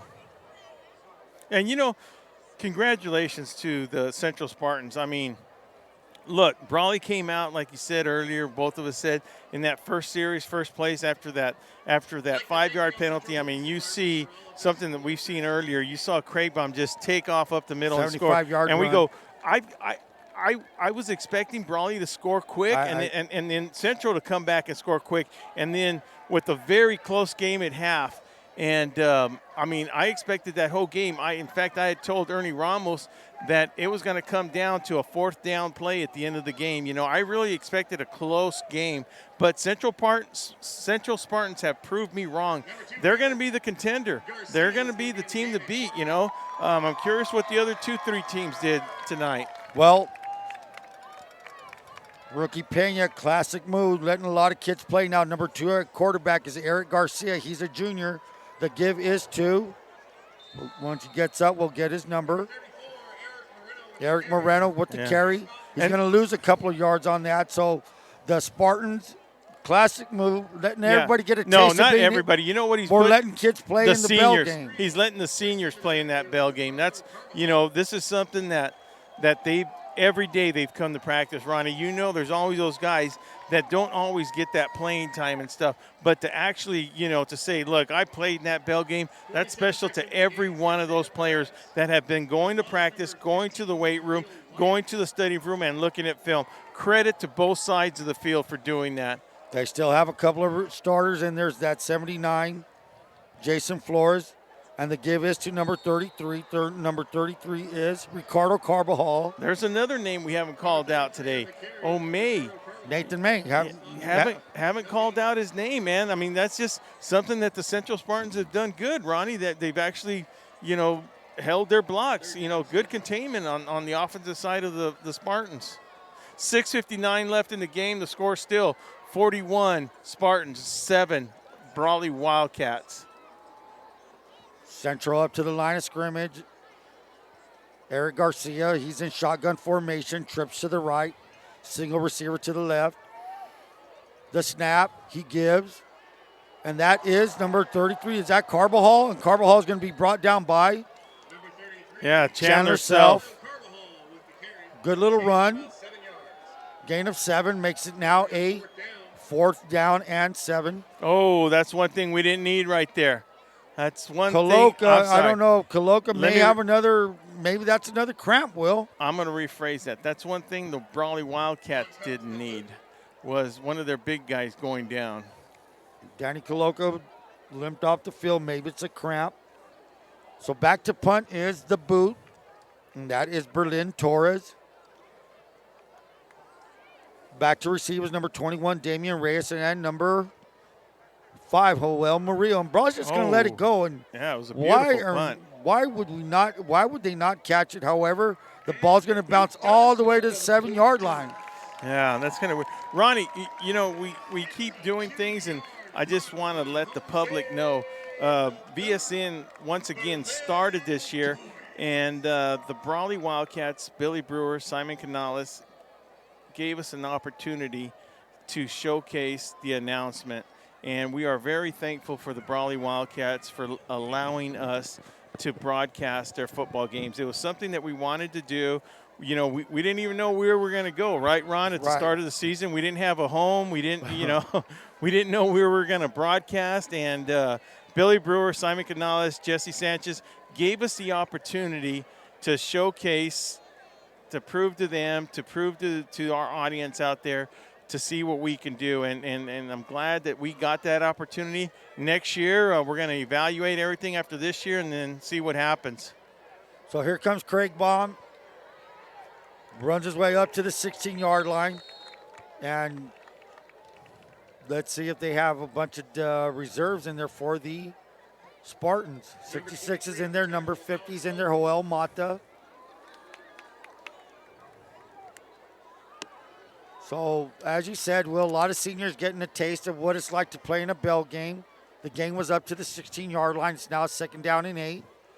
Well, one thing that didn't disappoint me, Ronnie, was the crowd size. I mean, it's your typical bell game. This place was packed. I mean, we see a couple of people missing, but not much. Everybody's still staying till the end. You know why? Because it's still the bell game, Ronnie. Still the bell game. Here's a gift to Damian Reyes. Reyes is going to break it to the 25 all the way up to the 28-yard line. So that's a good first down run by the senior Damian Reyes. Glad to see him get a carry. And what was early in the game a really quick first and second quarter, the third and fourth quarter has gone really slow. But if you look at the clock, it's 4:45 left and the clock is running. The second half of this fourth quarter is really going by fast.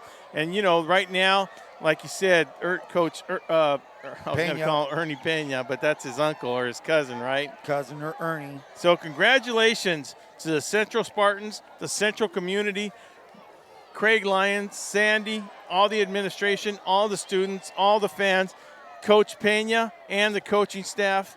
What looks like it's going to be a victory tonight for the Central Spartans. Damian Reyes with the carry. It's a gain of 5. It's going to be a second down and 5 for the Wildcats. And I have a real interesting story. You know that horse that runs around here, Challenger, whatever they name him? The very first horse back in the 60s, 61, 62, I'm not sure what the year was, that horse belonged to my mother-in-law, Peggy Martin. Is that right? She gave up riding. And she said, I'm going to give up my horse. The name was Pappy Go. She sold the horse, and the owners gave him to the El Central Spartans to let him be the first challenger. So that's a footnote in history. Thank you.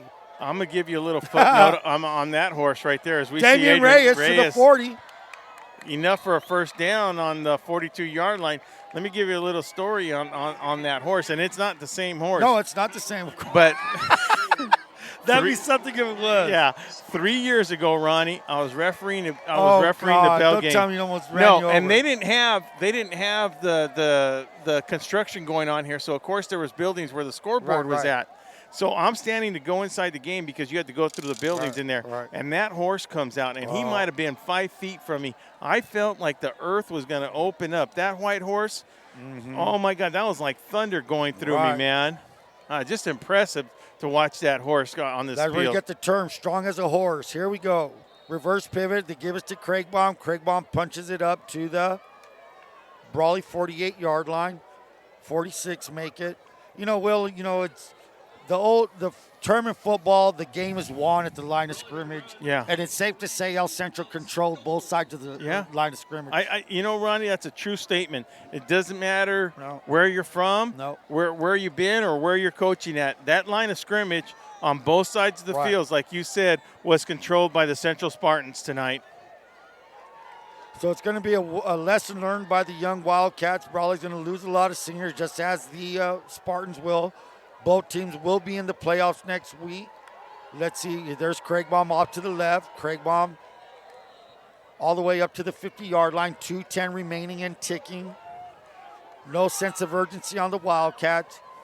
It's a big downer. And let me tell you something. What's hard to do as a Wildcat right now, and I hope the boys can let it go. It's going to hurt. It's going to hurt for a good 24 hours. 3 years now. They're going to come up, and come Monday, let's get ready for that playoff game, Brawley Wildcats. Let's get ready, El Central Spartans. Spartans got to get ready, too. The bell game's important. Now, being the top 4 team, though, Ronnie, they will get a bye, though, right? They will get a bye. What I'm interested to see is how will Brawley slip very much in the rankings. Yeah, with the score 41-7, they could be slipping. Now, we're less with a minute and a half to go. But one of the interesting things I want to see, you know what, there's a lot of things I want to say, but one of them was really important to me and Ronnie, and he's Jay Platt. I mean, when you talk about bell games, when you talk to Ronnie and Will Torres about bell games with 1:15 left here in the game, he's one of my favorite guys, a true gentleman, just a great person. A lot of love for him. And lots of love for Jay. Yeah, we want to do a little shout-out to Mr. Jay Platt, big old 36. So with less than a minute to go now, the Wildcats, you know what, Ron? I think they just want to get out of Cal Jones Field right now. And you know what? Like I said earlier, congratulations to these Spartans. Yeah, You know, it's good to see Coach Denton, Coach Martin, Coach Pena, and them celebrated because you know what? They deserve it. I mean, this point blank, you know, Brawley has to accept They that. played a very good football game. They played a very good football team in the Brawley Wildcats, and they came out on top because they played well, they executed, they stuck to their game plan, and Yeah. it was their night tonight. And once again, man, I'd like to give a special thanks to And there, to and there top it it is, off, to top it off. to top it off, a sack by number 42, Christian Morse, a senior. So Yeah. he's going to remember that sack forever. That's something he can put a feather in his cap. The clock ticks down. The end of the game. 76th annual Bell game goes to the Spartans. 41, Brawley Wildcats 7. Yeah, and once again, special thanks to everybody that listened to VSN. I mean, we couldn't do it without you. We appreciate your comments. They don't have to be all positive. You know, we can take some constructive criticism. Like we said, me and Ronnie, it's our first year. It was a pleasure to do it with Ronnie. We learned a lot, and we still have a lot to learn, Ronnie. We are going to learn. We're like a football team. We're going to get better each game. Yeah, with the love of the sport that we see Coach Ronnie and I have, this is just awesome atmosphere right now, to be honest with you. You know, it's just awesome right now to see the band, to see the football players, to see everybody. The it's fans, just the great. enthusiasm, it's good stuff. And, you know, Brawley's going to get there. We're going to get there again. We're not far away. Brawley's not far away. So congratulations to the Spartans. They deserve all the accolades they have. They played a good season. As we said, Brawley finishes 7-3, right? Yeah. 4-1 in league, and on to the playoffs. When do the matchups come up? Do you know? They'll be ready because it's the end of the season, so they'll be ready after 12 o'clock tomorrow at noon. My so God. once again, man, I'd like to thank everybody up here, everybody that's helped VSN make it the #1 game watch ever. We're just guys working out of the alley, Ron. Just guys working out of the alley, and we're up against the big boys, and I'm very proud of each and every one of them. Jonathan Butler, Joaquin Matus, Gus Garcia, thank you very much for being my play-by-play. We got next week to do. And from Will Torres, thank you, Sarah, for giving us the stats. From Will Torres, VSN, peace and love, be safe. Congratulations, Central Spartans. Hey, we got more football next week. Good night, everybody. Oh, way to go. Well, that was bad.